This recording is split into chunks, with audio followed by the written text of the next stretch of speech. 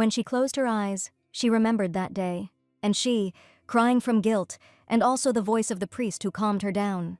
He told her to pray, and if God heard their prayers, he would save them from this fate. It seemed he was saying that her misfortune was not her fault. These words swirled around in the girl's head for a long time.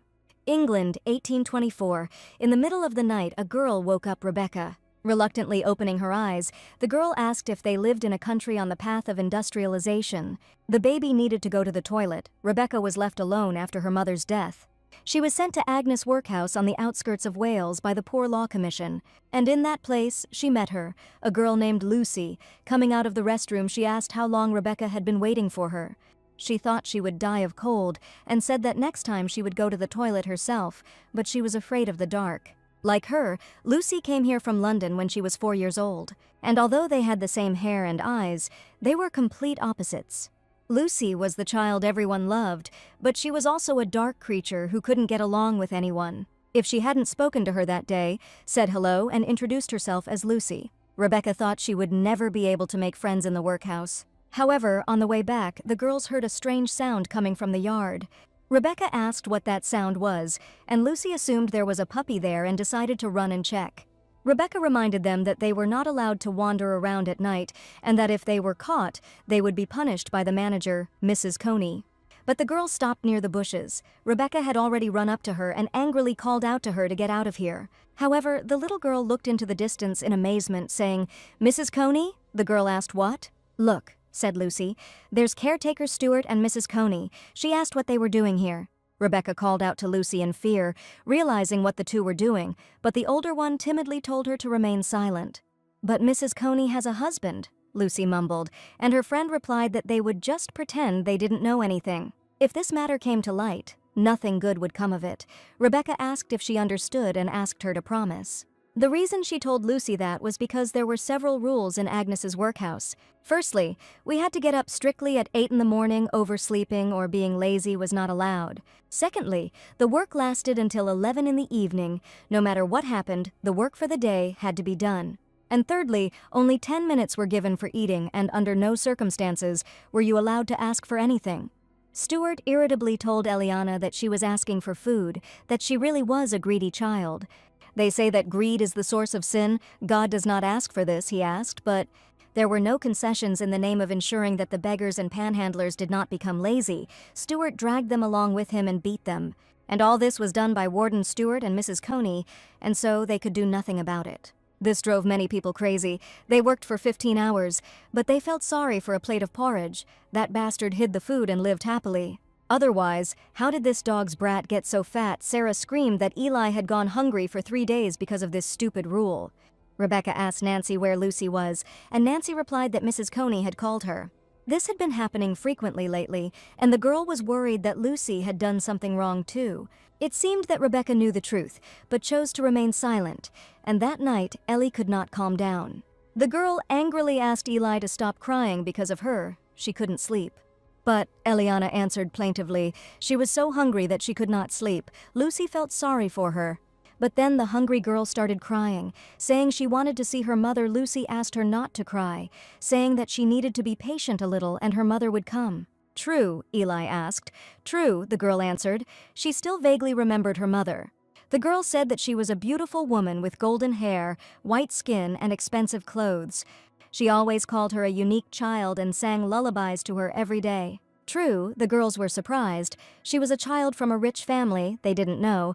They asked to tell her in more detail what kind of song it was. "This," Lucy answered and began to hum the lines. "My beloved child, you are like a fresh spring breeze. You are like a beautiful bright flower, my dear," the girl sang diligently, either from memory or simply making it up. "Enough!" Rebecca suddenly interrupted her abruptly, displeased, and told Lucy to come to her senses. She said with confidence that she did not have a rich mother, neither did Eli, nor Sarah, nor Nancy. At best, they will become housekeepers, and at worst prostitutes, because that is the fate of orphans. So Rebecca begged her friend, "Please don't get your hopes up." Eliana returned to reality and, after a pause, apologized to Rebecca, saying that she would not make any more noise. The morning began as usual, but when Rebecca tried to wake Eli, she still didn't get up. She said it was already morning, and if she overslept today, Stewart wouldn't let it go. However, after turning her friend over, she fell into a stupor and then into horror, realizing that the body was icy. "It's all because of Rebecca. She tortured Eli," Sarah screamed. "Rebecca was like the devil, poor Eliana." "Enough!" Lucy shouted angrily, and her friend indignantly asked why she was defending her. "Rebecca didn't mean it," Lucy replied. Obviously, she wasn't serious. True, she turned to Rebecca, but she didn't say it seriously. The girls were waiting for an answer. "She wasn't lying," Rebecca explained. "Lying is the devil's sin against God. Eli died of hunger, and it wasn't her fault. If it is her fault, then it is also their sin that while Eliana was dying, they, like dogs, emptied their bowls. But she doesn't think so, because this reality is hell, in which people can't do anything." Lucy told her friend that if she continued, she would be bullied. She asked why she didn't go and spend time with them. She didn't know when her rich mother would arrive and suddenly asked Lucy if she knew what was really disgusting. That even though she knew Eli would die of hunger, she was giving her false hope. After a pause, Ludi asked worriedly what she was talking about, and Rebecca asked if she thought she didn't know. She knew that because she had threatened Mrs. Coney, Stuart had given her a share of Eli's food. The child who was afraid to leave the room at night at some point when night fell came out as if he had been waiting. "What does one think?" Rebecca asked. What she saw when she went out after this child with a blanket. She knew everything, but simply didn't show it. She felt sorry for her because she was so eager to be loved. So now she should stop pretending that she is doing all this for her. Because she is not as naive and stupid as her and her friends, she was deceived into imagining a future that will never come. She said that she would pray for her, for poor Lucy, who had fallen into illusions and was running from her destiny. But at that moment, Rebecca didn't yet know that her words would have consequences in the future. 6 years had passed since then, and the woman asked Rebecca if, since she had a last name, it meant she was not an orphan to begin with. Rebecca replied that the one who abandoned her was her father, and the one who was abandoned was her mother, and she was the reason for it. If that was the case, then the last name must be from her mother, the woman guessed, and asked if she would try to answer again. It was an unusual time when the church was looking for children to work for the aristocracy, and that's when she came to interview the Lysette family. £1, Sarah said in surprise, and Nellie explained that Rebecca had said so herself and would not settle for less. "It's funny," Sarah exclaimed. "What's the difference between her and them? Does she want to get 10 times more?" "So what?" Lucy asked her friends. Rebecca was at this time telling her tragic story of how her mother received £1, leaving her father, with which she was supposed to get rid of her. But instead she decided to grow up, did not hesitate and looked for a job. Since then her dream was to become a person worth more than £1. The woman told a very beautiful story and asked if that was the reason to pay her so much. It would have been nice to have an educated child as a servant, but she did not do this, but used the church. Rebecca asked why she decided to save one of the poor orphans and said if she would buy it for a pittance.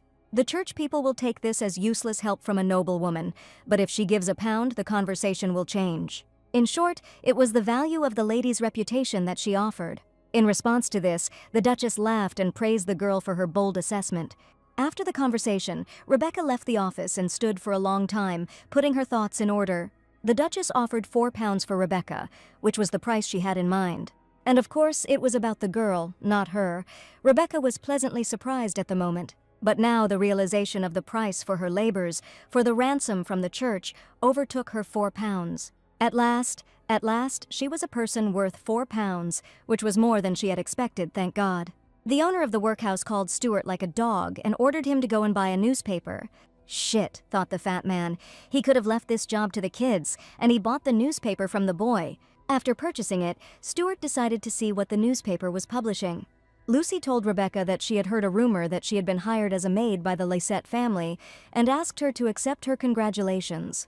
Rumors spread, Rebecca noticed, and asked if it was her doing, but Lucy only heard that they were looking for people at the match factory.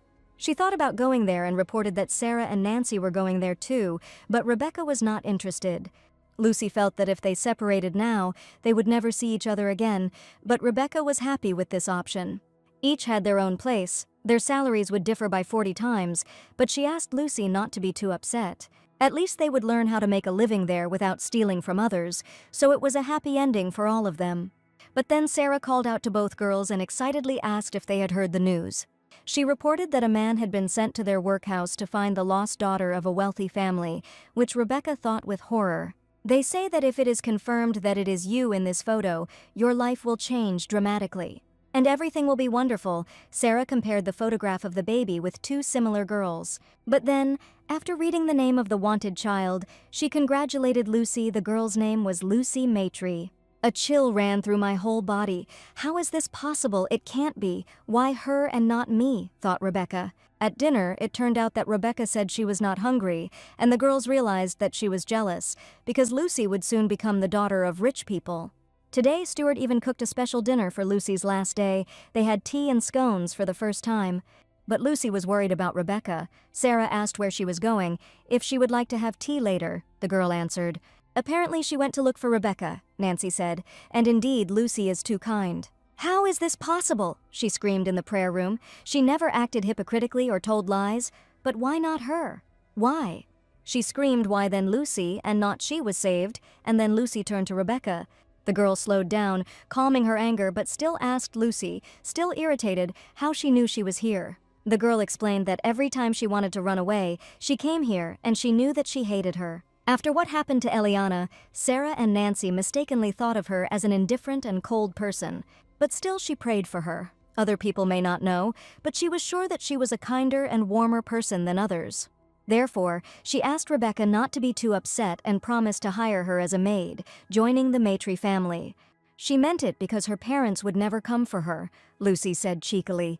Rebecca was speechless, and Lucy continued, poor Rebecca looking down on her. She thought that God was not on her side and ordered him to answer her which of them lived in illusions.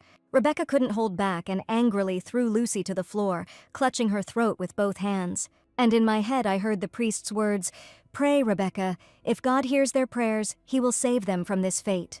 No, it was all a lie. God was never on her side, even if it seemed to her that he would take her hand. Every time he had the opportunity, he instantly plunged her into the abyss of despair. But only now, when nothing could be fixed, did consciousness begin to return. And breathing heavily with anxiety, Rebecca finally saw the murdered Lucy in front of her. But she couldn't believe what had happened and said that she needed to wake up, asking if this was all a joke.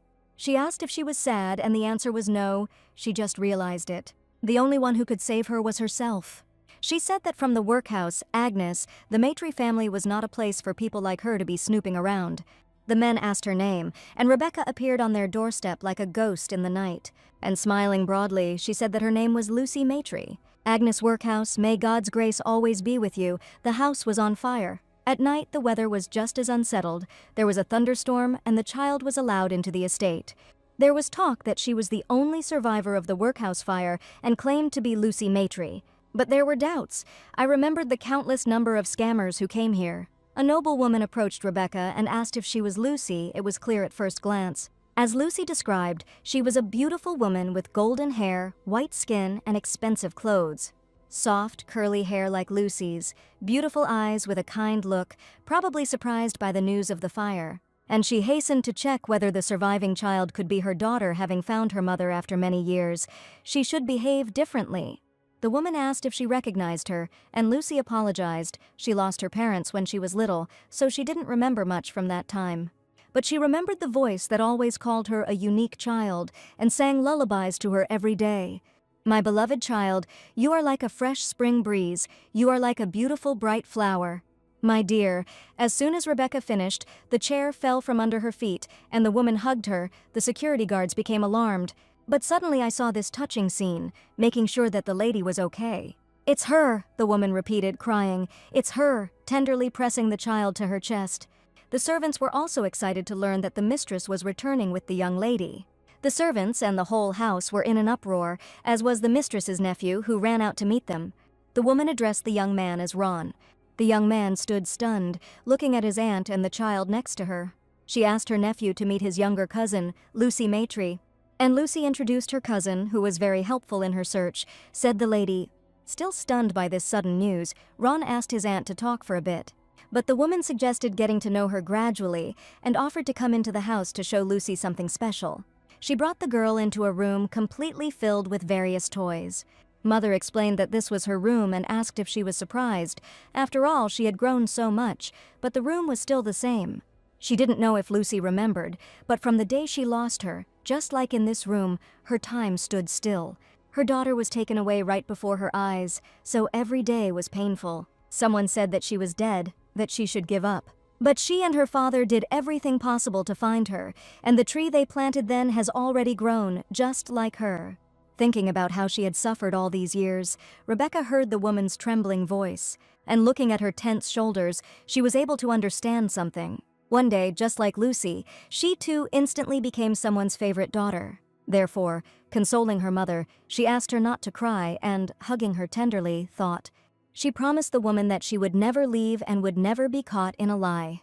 Her mother has already informed her about her return, and in a couple of days she will be able to meet with her father, who is currently on a business trip.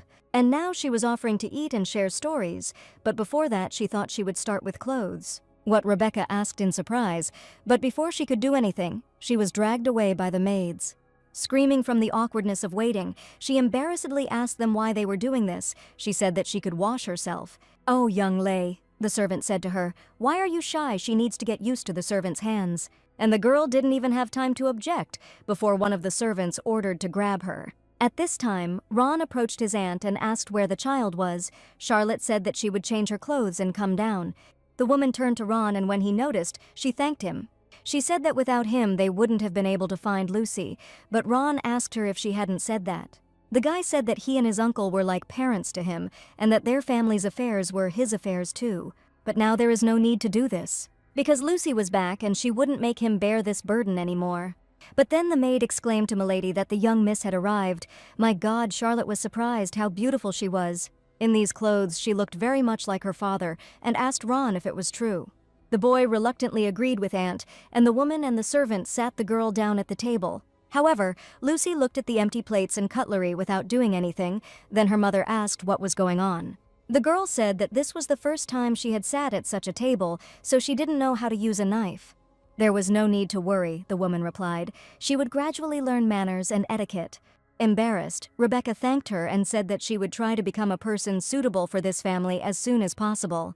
Suddenly Ron turned to his cousin Lucy and, passing the fish, suggested that she try it.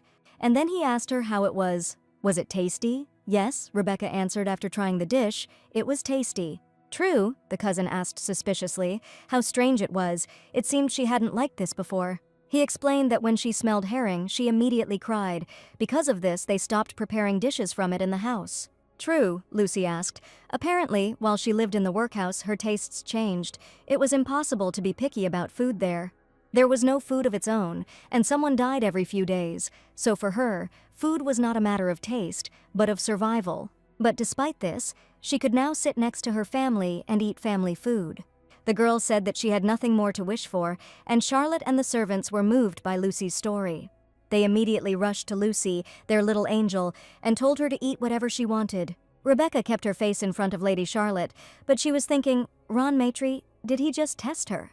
Having received a letter from his wife, the Duke asked the man what he thought about it. What about? He asked. The aristocrat explained that he was talking about a letter that contained a reason to return home as soon as possible.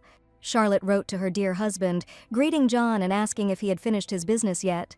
15 days after his departure, green leaves began to bloom. Maybe that's why she imagined him sitting next to her and smiling. She wanted to see him, so she asked him to come back quickly and kiss her with all his love, and also told him about the gift she had prepared. Since they will be arriving soon, it is better to ask the lady directly, the man said. Of course, we will have to wait, John answered. Indeed, what a gift Charlotte had prepared for him, but then the lord was informed that they had arrived at the Matry estate. The woman immediately ran out to meet her husband and John, spreading his arms, walked towards his wife. Sinking into her husband's arms, Charlotte congratulated her love on her return, and John was glad to see her. The Duke noticed that Ron had grown since their last meeting, and asked if anything unusual had happened. The lady told him to keep quiet, and herself told her husband that she had found the daughter they had been looking for 12 years. And asking to take a look, she herself could not hold back a smile, introducing Lucy Matry to him. Lucy, the man asked in shock, looking at the girl who came out of the mansion.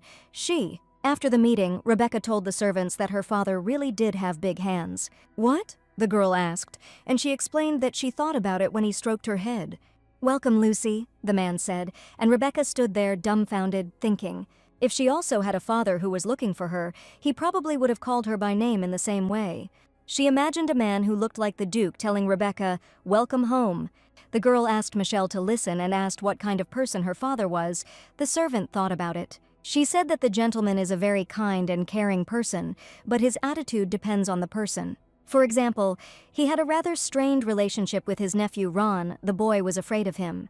John told Ron to follow him into the office. Ron asked if the case he had gone on had been resolved successfully. John replied, "Someone broke Marcus's loom on purpose. It was very well planned." That's right. He meant that there was more than one criminal. The reason was apparently a reduction in wages. He was going to catch the criminal, but it was difficult to decide because they were looking at each other, so he listened to their demands. The man told the workers that he would increase their current wages several times over, but only to the person who will name the criminals who broke the machine. So one day would have been enough to find out, but everyone remained silent all week. And after that, John realized that the name of this ridiculous criminal was Revolution. An equal world, justice, So from the next day, he started doing something else. He pointed to an old man at the next morning meeting and told him to come over. And then he gave the order to beat him like a dog, regardless of whether he was connected with the revolution or not.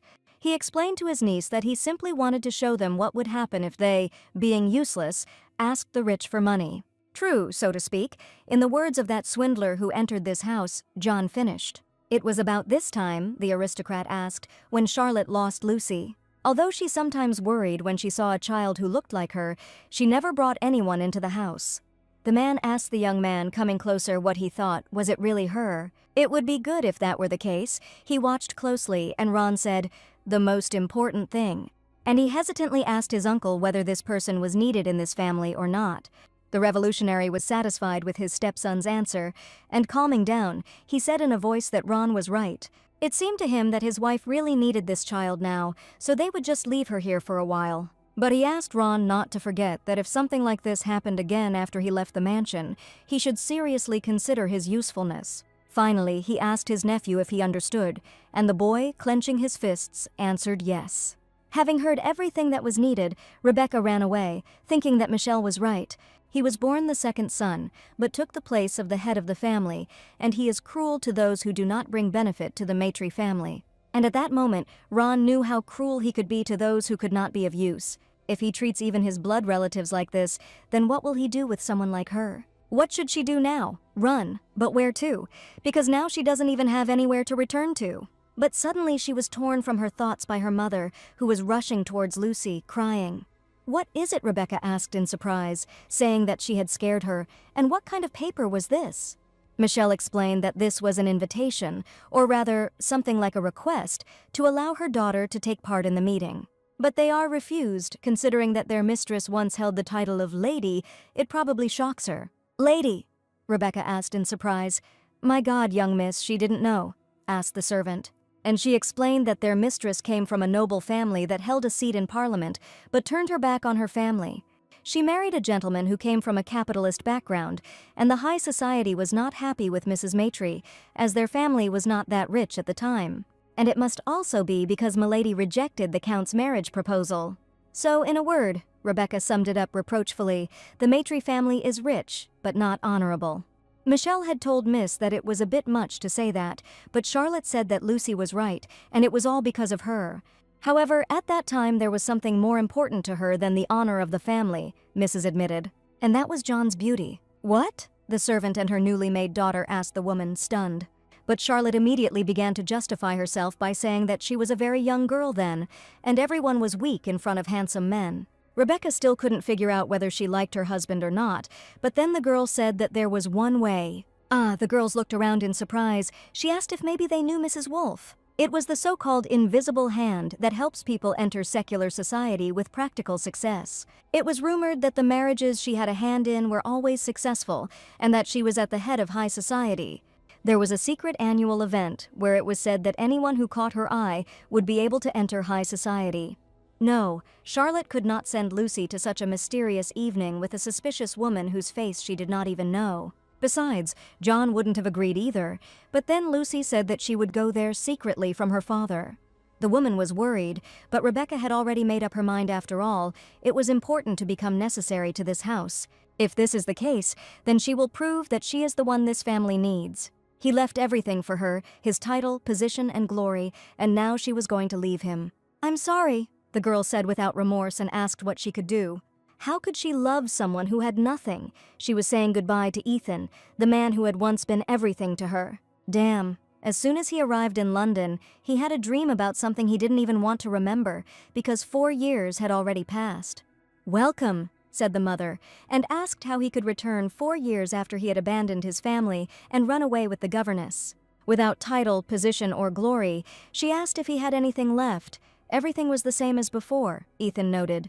He was glad to see that his mother was as sharp-tongued as ever, and she immediately handed him the box with the letter. It was an invitation to a masquerade party arranged by a famous matchmaker she had heard that many people pay big money to get him. But they got it for free. Does he know what that means?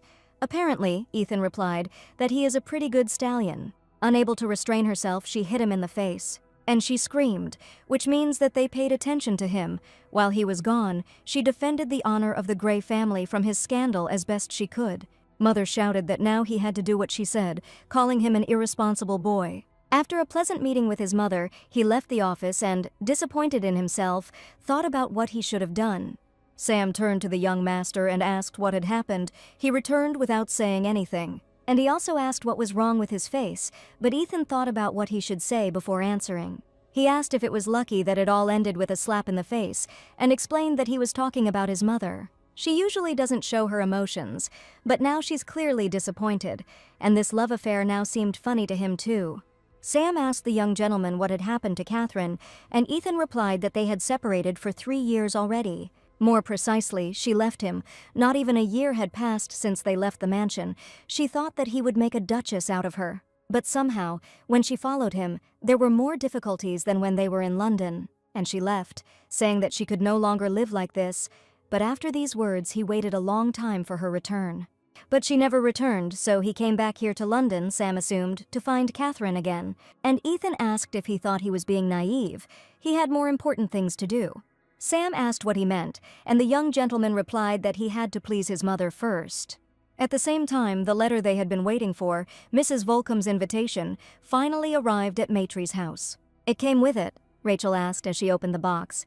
"Right," Michelle answered. They worked hard to keep it a secret from the master, and the miss thanked them. But Charlotte was still worried that if everyone was hiding their faces, then how could she attract her attention? She asked if they knew anything else about her. Well, the maid had heard that she was a decent old lady. No, judging by what the other one heard, it was a young girl, while the other one heard that she was a ghost who was 500 years old. She had undoubtedly been in the matchmaking business for a very long time, so Charlotte thought she was a really decent old lady. "No," Rebecca answered. She didn't think that was how her mother asked. "Why then?" This is because if she really were a respectable old lady, she would not have started holding such secret evenings in the first place. Moreover, judging by the fact that despite hosting so many parties she never revealed her face, it is obvious that she is a high-ranking person. The waiter greeted the distinguished guest and asked if she would like a glass of wine. Rebecca sat up and wondered where she could be, as there was quite a lot of noise around her. Since this was a party with a purpose, she must have been watching from somewhere above, she thought. After spilling wine on the guy, she apologized, saying that she had been trying to find someone and had not noticed him. And noticing his dirty clothes, she asked if he was okay. The guy hesitated and asked if she didn't think it was too revealing. "What?" Not understanding what the guy was talking about, asked Rebecca, and he, realizing his mistake, apologized. Ethan admitted that he thought she looked completely desperate. Desperate? Rebecca asked what made him come to that conclusion. He explained that first of all, she was holding the glass incorrectly. It should be held by the stem, not by the cup. Habits say a lot. For example, the modest desire of a man who was not born noble to change his position by becoming close to a nobleman. He wasn't wrong, Ethan asked. Wasn't she an opportunist? Rebecca didn't hide the fact that he was generally right. The young man was surprised by this and asked how she got the invitation. "It was simple," she answered hesitantly. "She stole something from a rich girl." The guy asked if she really wanted to enter this world. "All people strive to achieve what they want, for example," Lucy answered. "It's like being able to obtain that very noble birth he mentioned earlier without lifting a finger. However, it's not that there is no opportunity. Rebecca was simply trying to achieve the best for herself." Ethan was extremely puzzled and discouraged by her bold speeches. Suddenly, the lady noticed that they had spilled wine and asked if he was okay. Ethan replied that he was fine. And he asked to take the lady to the ladies' room. The girl understood, sir, and called the miss to follow her. But suddenly Rebecca turned around and thanked him for the advice, thanks to which she was able to find what she wanted. "What did you want?" he asked again in surprise, but the girls had already left the room.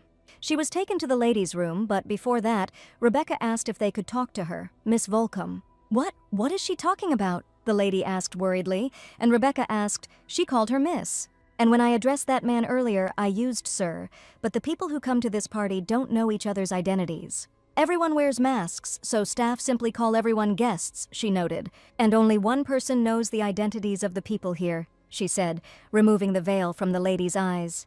"The only person who made the lists and sent out the invitations to everyone wasn't she?" she asked Mrs. Volcom. Indeed, the woman smiled with interest. Habits really are scary. However, she could not understand why she was looking for her. Her circumstances were different from other aristocrats who were not entitled to inheritance. "What is Miss Maitri missing?" She calmly replied that her father will not leave her property just because she is his daughter. To do this, she must bring honor to the Maitri family that she did not have. So she wanted to marry a man who would give her a title because it would bring honor to her family and be the reason why she was here. Oh, and of course, she would retain her right of invisible hand, as she had until now, she informed Miss Volcom. Indeed, she thought about Miss Maitri's words that rainy evening. It's very strange, really. This is not something you would hear from the daughter of a wealthy family. While thinking about this, another girl came to the woman's mind who said the same thing. She was just as pathetic and miserable, a smart child, capable of seeing through human desires. "She would like the Duke's tastes to remain the same, would she, madam?" exclaimed the assistant. She knew the chances of failure were high. The girl was from a workhouse and also from a middle class without land. However, isn't it ideal that if everything works out, then this year will be interesting in high society? "Isn't that right?" she asked, and sent an invitation from herself, right into the hands of Miss Maitri.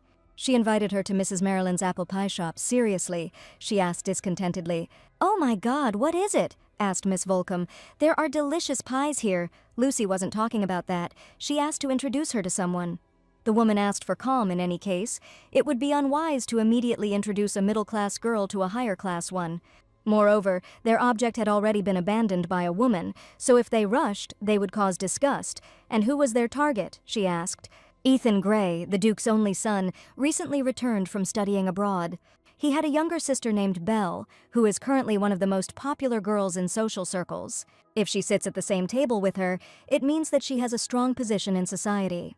The seat was now occupied by the Countess's daughter, Rachel Windsor, and the Knight's daughter, Jane Moss. Her task will be to get to this table and please Belle Gray. By getting closer to her, then naturally she will be able to reduce the distance with Ethan. However, Mrs. Rebecca would like to say, for now, one could say that this is impossible. Michelle asked if her miss understood that it was impolite to initiate a conversation with a person of higher status if they were not close. She could not approach a person first until he pretended that they knew each other. So a week had passed since the last meeting, so it was surprising that no one in society even wanted to talk to her. Mrs. Volcom said that high society was not just a place where they could eat, drink, and be merry. This is a battlefield for ladies, where many women fight for their future, and to survive there, it is necessary to know how the secular world works. People who can't even eat what's offered to them with a spoon don't get pie, Rebecca thought. There had never been anyone who would have shared something like this with her in the first place, she realized with horror, and the girls who at least somehow tried to get close to Miss Gray were successfully neutralized. There seemed to be a real battle going on around Miss Gray, but in the end the Knight's daughter was guarding their peace. They just wanted to say hello to Miss Gray, but they weren't even allowed to speak. Maybe she was bragging about sitting at that table. That's not the point, explained the other girl. She's just on guard. It's almost golden apple season. Golden apple, Rebecca thought in surprise, and decided to ask about it upon her return. Charlotte explained that it was a kind of charity event held by nobles in London.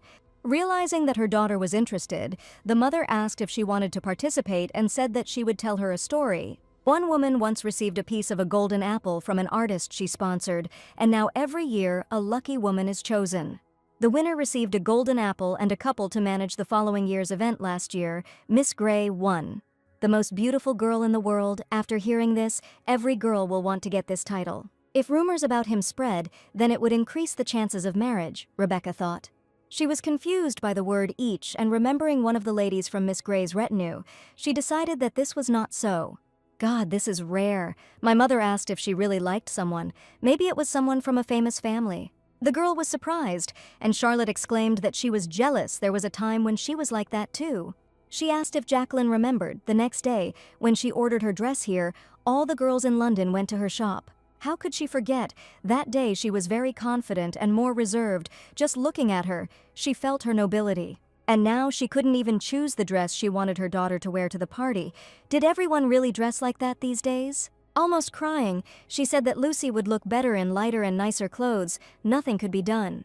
The atmosphere in society now was different from when she was young. If Lucy did not follow fashion, it would not do any good. Charlotte knew it was also because Lucy had a low status, but she still felt sorry. If she were in the past, she would have chosen something else, the mother admitted.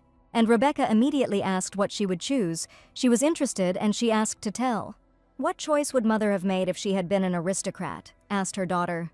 Miss Moss ran to meet her friends and called Miss Grey and Miss Windsor.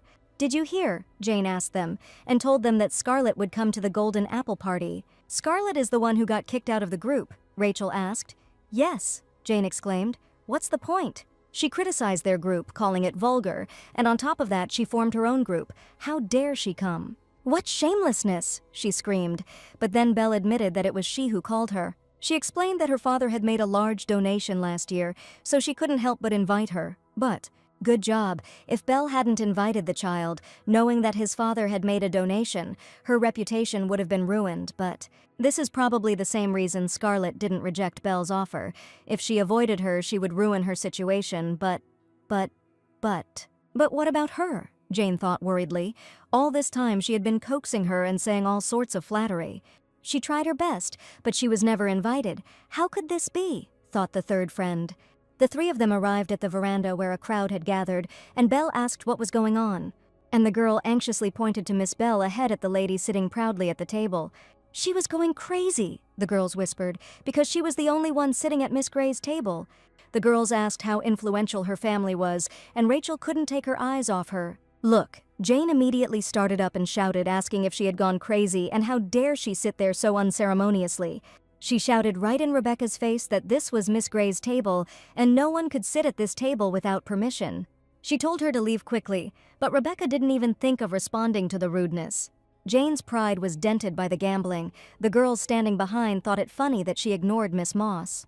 She was not the kind of person you would want to do business with. She was from a family of minor chivalry and could only talk. Besides, she has no dignity. The words reaching her ears hit hard. But then Belle asked Miss Moss if she could step away for a second, and her friend moved over. Walking closer to the new guest, Miss Grey complimented her beautiful dress, and she asked what her name was. If Charlotte had been noble, she probably would not have given anyone a glance. She would simply sit in the highest place, where people would look up to her, and drink her tea more elegantly than anyone else. In any case, only people equal to her could talk to her, so no one would dare say that she was lacking something. This was the answer of the former noble lady. Sometimes noblemen get to know each other this way. Rebecca forced a wide smile and said her name was Lucy Matry, asking what her name was. Belle asked if she knew her, saying that she knew everyone here and everyone knew her. Lucy sighed and admitted that this was her first time in London society. After a pause, Miss Grey said she understood, clearly interested in the lady. She asked if she had arrived at the beginning of the season, and where had she been all this time? In Wales, Lucy answered, and now lives near Hyde Park. Hyde Park, Jane thought in amazement, is where the most elite of London's elite live. Rent wasn't exactly easy, Belle suggested as she sat down opposite the girl. Luckily, Rebecca answered without a twinge of conscience. This was her house, so there were no such worries. Interestingly, she introduced herself as Belle Grey and said that it seemed like they could be good friends. In that case, how about the charity ball next week? She asked, shaking his hand. It's amazing, Mrs. Volcom said, asking how she could lie so easily and have it immediately exposed. But Lucy wasn't lying. She really was in London society for the first time and lived near Hyde Park, and she wouldn't have achieved anything by remaining silent. So it would be better to pretend to be a provincial aristocrat, even if they found out, asked the missus, warning that Belle was no simpleton. Surely she immediately recognized her showiness. Then why did she invite her to a charity event? Lucy asked. And then Miss Volcom admitted that it was she who dragged Scarlett to this ball. Before Belle got the golden apple, Scarlett was the most popular, but as soon as another became the favorite, she was banished. Does she really think Belle would want Scarlet to have the golden apple again? It's all logical. People are always drawn to beauty, and there is nothing more attractive than something new. Then, if she can't keep the golden apple from Scarlet, Lucy asked tensely, and the lady asked, isn't it too late to think about it now anyway? Whether she, Belle, or Scarlet loses or wins, Belle will just throw her out. What was important was not the golden apple, but how she would win Belle's heart, the woman explained. And to win someone's heart, there is nothing stronger than sincere feelings. Rebecca told Michelle to hurry up or they wouldn't finish before dawn. The girl, out of breath, trudged after the lady, asking her to wait and asking where they were going. An order, she explained. No, Michelle shouted. She meant who, when, where, and what kind of an order gave her. Why are they climbing into this suspicious area? How did it happen? Lucy asked thoughtfully. And she answered, they say, some artist's house, what? The servant said. But then Rebecca stopped, looked up and said, I think I found it. It's here. Are you sure? Michelle asked anxiously. This definitely isn't some killer's house. If they knock, they will find out, answered the miss and asked if anyone was home, calling Mr. Lawrence. She already thought that there was no one at home, but then her grandfather looked out of the window and asked who was there.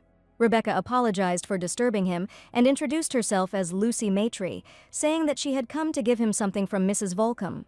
The man had never heard the name before and thought she had the wrong address, but Lucy was convinced otherwise and asked if he was Mr. Lawrence.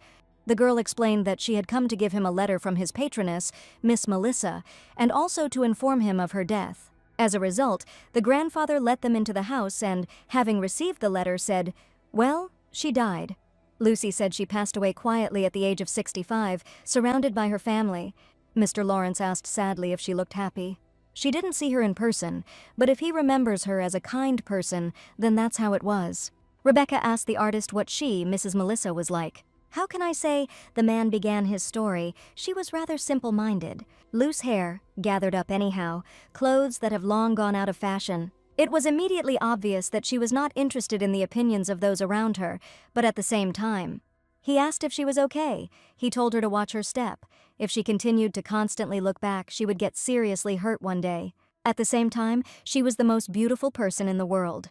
She was always close to poor artists, in the most humble places, and they all loved her for it. Once he even carved his heart on a small apple and gave it to her, for the fairest one. But after that, he never saw her again. At that moment, Lawrence thought she had simply walked out of his life. And now he received an obituary. The artist was in despair and plunged into memories. In the letter that Rebecca brought him, Melissa greeted him and asked how he was doing and if he was living well. She apologized for leaving without a word that day when he gave her the apple. The girl swore that at that moment she also wanted to give him her heart. But then she already had a man with whom their families had agreed on the future, so she was never able to run to him. She was born into a good family, received a decent education and lived a life of excess, and could not abandon her responsibilities. But even after so many years had passed, she still saw herself running towards him in her dreams. She won't be able to change the choice she made back then, but despite everything, she loved him for a very long time. The Lawrence she wanted to see, the Lawrence she missed. Her Lawrence. In the end, these feelings will never be conveyed, but even today, she leaves her heart where she left and writes him this letter. She will always love him, let him be happy, even where she is not, so it was. The Golden Apple Festival was created by Melissa. But the miss, who loved art, could not be free from the gaze of others. And this apple remained as an answer to Mr. Lawrence's feelings, which she was unable to give. This necklace was made by an Italian jeweler. She received it personally. You can wear it to a party. But still, why should she know this, thought Rebecca. No one here cares about this. A raven flew to Ethan Gray and brought a note about stealing forbidden fruits. A friend called Ethan and indignantly asked what he was doing there. The guy greeted Cole. He looked for him for a long time and asked him if he was going to skip even the party that Belle was throwing. No, of course not, Ethan answered. It will do, besides, this is such an opportunity. On the day of the Golden Apple, Miss Belle asked Miss Maitre to come through, and Lucy thanked her for the invitation. The girl noticed that the one who was always there was not next to them. Belle realized that she was talking about Miss Moss. But suddenly Scarlet said that she was simply thrown out. The Duke's youngest daughter, the real Matrix, is to get rid of people. Welcome, Scarlet. The party organizer greeted her. She heard that she had called a new meeting. Since she had come so far, there was apparently no one nearby who could throw a decent party. That's exactly it, Scarlet replied. They say that at a party it's not who throws it that's more important, but who comes. And since Duke Gray, her brother, is not visible here, it seems that this statement is not far from the truth. Miss Bell held back her answer, remaining silent. But anyway, Scarlett continued, there was no need to be so disappointed. When this party is over, at least for Belle, it will be a truly special night. She was once told that high society is a battlefield for ladies, where many women fight for their future. To survive there, a lady must understand how society functions at the time. It seemed stupid to her. What kind of war could there be without weapons? But judging by the atmosphere today, she suddenly began to understand this. By the way, Rebecca thought, why is she so confident in herself she thinks that she will get the golden apple? But suddenly Rachel turned to Miss Maitre and asked if she could speak to him for a moment. Yes, she answered hesitantly. She hadn't seen a real golden apple yet, she asked, and offered to show it to her. This man, Rebecca thought, was she really showing concern for her now? The lady was served a glass of wine, and Belle snorted as she snatched the glass and drank it down in one gulp after talking to Scarlett. Hateful bitch, and she's an outcast. Belle was angry. How dare she mock her in front of everyone? Suddenly she saw Sam, and coming closer, ordered him to tell her where Ethan was. What? The young man was surprised. Did he not come in the end? It's strange. Yesterday he said that he would definitely come. Belle screamed indignantly, asking if he was serious right now, screaming that she had been preparing this party for a whole year. The whole of London knows about it, and now Ethan just doesn't show up. That's completely normal. She ordered them to find him. Bring him to her, even if it takes a lot of effort, but find him. If he's not there by the start, then they're done for, along with Ethan. But Sam refused with absolute calm, which the girl asked, stunned and still angry. The guy repeated that he said no, and the fact that Ethan was avoiding her was fundamentally not his fault. Moreover, she doesn't even ask him, but orders him. The guy pointed out her indecent feature. He's not Miss Moss, whom she uses when it suits her, if that's how she treats everyone around her. No one, not just Ethan, will want to see her. So maybe she'll finally start living up to her name, the world's fairest Miss Belle Gray. Is this it? Rebecca asked in surprise, looking at the old and no longer golden apple. Rachel knew it was not what she had expected. It had sparkled at first, but over time the gold plating had peeled off.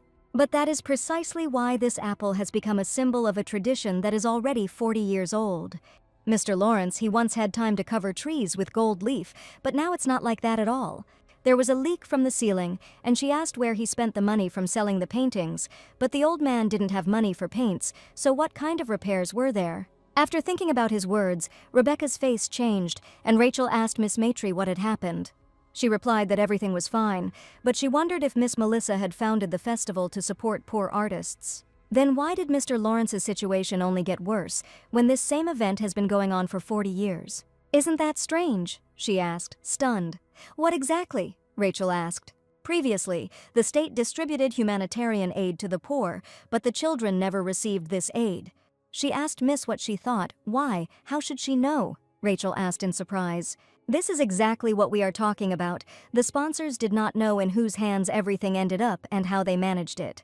Rebecca asked Miss Windsor if she knew where and how the donations from this ball were being spent. That's it, the girl began to answer, when suddenly the windows of the upper floors broke. A huge chandelier fell between Rachel and Rebecca. There was no light, and she thought, what nonsense. People around were shouting that these were robbers. There were quite a lot of guys. What was going on? But as soon as one of them snatched the golden apple from Rebecca's hands, she screamed at the infection to stop. The girl immediately rushed after the robber, and Rachel anxiously called out to Miss Maitre. Ethan was surprised to hear this name, and Rebecca kept chasing after him, but lost sight of him. Where did he go? The girl thought, frowning, lost, trying to catch her breath after running. Suddenly there was a click behind me, and first a gust of wind touched my head, followed by a cold muzzle. Ethan asked why she was chasing him. Even if she caught him, she still couldn't do anything. Rebecca raised her eyebrows in dismay and said that she should be the one saying that. She asked the guy why he was doing this. This apple wouldn't do him any good anyway. Or maybe that was his goal all along, which is why he didn't even try to take her necklace. He just wanted to ruin this ball, Rebecca asked. Ethan offered to speak frankly. It was not he who ruined this ball. They are the ones who spent most of the money on this ridiculous beauty contest. Can't she see these one-day floral decorations? Chandeliers that make it unclear whether it's day or night. While they spend thousands of pounds, hundreds of people die on the street. The ball, which was called a charity for 40 years, was always dedicated to the glory of the golden apple. Maybe it's time to end this. It's time to understand that poverty is not beautiful. So what? Rebecca asked. "If the ball ends, what will change? What will be different? Will the world change?" "Everyone will suddenly be free from poverty and become happy," she shouted. "Don't make me laugh. Such a world will never exist. For people who don't even have tomorrow, hypocrisy or charity, what difference does it make?" She, as expected, did not let me down, the hopelessly naive girl Matri, ordering me to give the apple to her so that at least her life would change. A shot rang out, and Rachel, who had come running at that moment, screamed if she was okay, seeing blood on her face. What that just was, it was rage, like it could shoot at any moment, anger directed at her. She said it was fine, just some broken glass, and asked what was wrong with the ball. Rachel gasped in alarm and said, yes, they still have a big problem in the hall, and she worriedly reported that Belle had also disappeared somewhere, and Lucy, shocked, asked what he said. The girls then ran to look for Miss Gray. Where the hell did she go? Thought Rebecca. Suddenly she heard crying from behind the door and looked inside, calling for Belle and asking if she was there. Walking deeper into the room, she saw a girl under the table and asked what she was doing there. She explained that people were looking for her everywhere outside. There was panic. "No," she answered. "What?" asked Lucy. "Don't come any closer," Belle screamed, grabbing the book. "She said not to come any closer." "Miss Gray," Lucy exclaimed, not understanding what was happening, and asked what she would open. But suddenly she took a closer look at the condition of the girl's skin and said in amazement, "Your face." "You saw?" Belle asked timidly. Lucy was surprised. Goosebumps ran down her neck. "I saw it," Belle confirmed with horror, looking directly at her. "It's the end for her. Now everything is definitely destroyed." Her voice trembled. She gasped. "This holiday has been held for 40 years in a row. Why did this happen to her?" Lucy asked the young lady to calm down, because it was not her fault if she just came out and explained everything. "I don't want to, not for anything," the spruce answered with a sharp cry. "If she leaves, everything will return to how it was before." Once again, as before, horror penetrated the girl to the bones, returning her to 10 years ago. She walked around the room all day long. The maid looked in on her briefly, and her whole face was red. A shy, quiet, always huddled and reserved girl, that's how she was described in childhood. The nanny asked if she wanted some tea, and she brought her Mrs. Marilyn's favorite apple pie. "Sweets help you feel better," Belle thanked Catherine modestly. She asked the girl what had happened and told her that Scarlett had come in the morning. "Scarlett?" asked Catherine, "the beautiful, popular girl who always goes with Miss Windsor." Belle answered that she had long wanted to be friends with her, and her mother invited her to the mansion. "But Scarlett said she didn't look like the Duke at all," Rachel asked. The girl explained to her that she was talking about Miss Gray. They say that the brother and sister do not get along well. And today she finally understood why, hoping that it was not contagious. Catherine answered after a pause. It must have hurt a lot. Bitter tears of resentment rolled from the girl's eyes, and the nanny said that the lady was mistaken. She explained that Ethan was avoiding her because he lost his birth mother. Some separations are impossible to forget, especially when the one you thought would be your eternal companion leaves. Trying to be happy as if nothing had happened wasn't easy, but Belle liked Ethan. Catherine thought that he felt something for her too. He sometimes even asks her how she is doing. The girl said that they were similar, gentle and warm with beautiful souls. The most important things are always invisible, so she thought she was already beautiful enough. It was the first time someone told Belle that she was beautiful just the way she was. So she told her friends that this is why she thinks Catherine is a really wonderful person.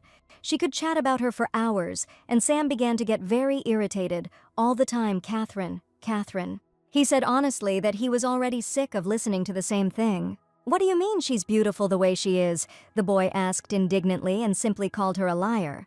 Belle told him not to speak ill of Catherine, and Sam shouted at her to calm down and come to her senses.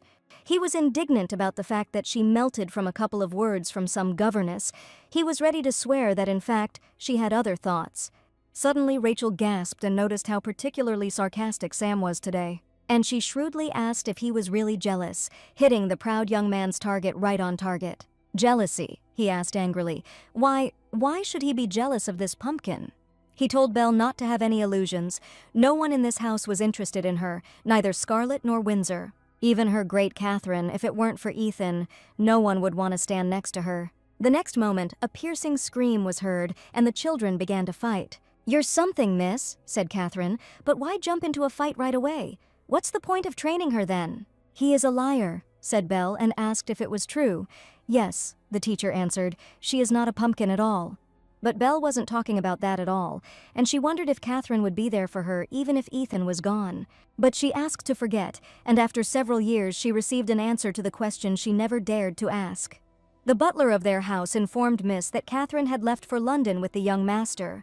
Without saying a word, some separations are never forgotten, especially when someone you trusted leaves. It's not so easy to become happy again, and having come out into the world, Belle admitted that Sam was right. Catherine is a liar. She said that looks are not important, but she always showed off her luxurious red hair. She hated Scarlett too, but she really wanted to be like her. In the pouring rain, she asked either Sam or herself if she could be like that, or will she become like her, like Catherine? Since then, she tried her best to become beautiful, and when she began to take care of her appearance, people began to admire her. In the end, she was given the honor of the golden apple, but now that everything is as it is, how can she go out to people like this? It was too cruel, and at that moment, Rebecca, looking at this child drowning in despair, knew what she had to do. And then, at that very moment of realization, she felt like the most disgusting person in the world. The gilding peeled off the apple and people started talking about what happened at the golden apple celebration. They said that a robber broke in there, and they say that the apple was stolen too. But the most surprising thing of all is who came to settle all this chaos. Jane decided to eavesdrop on the conversation. Rebecca asked everyone to pay attention here. It was a perfectly timed entrance. Even though the situation was out of control, she thought that it was, on the contrary, a great opportunity for her. Belle was in a hopeless situation, and Lucy knew how to save her. And in the perfect way, Mrs. Volcom thought.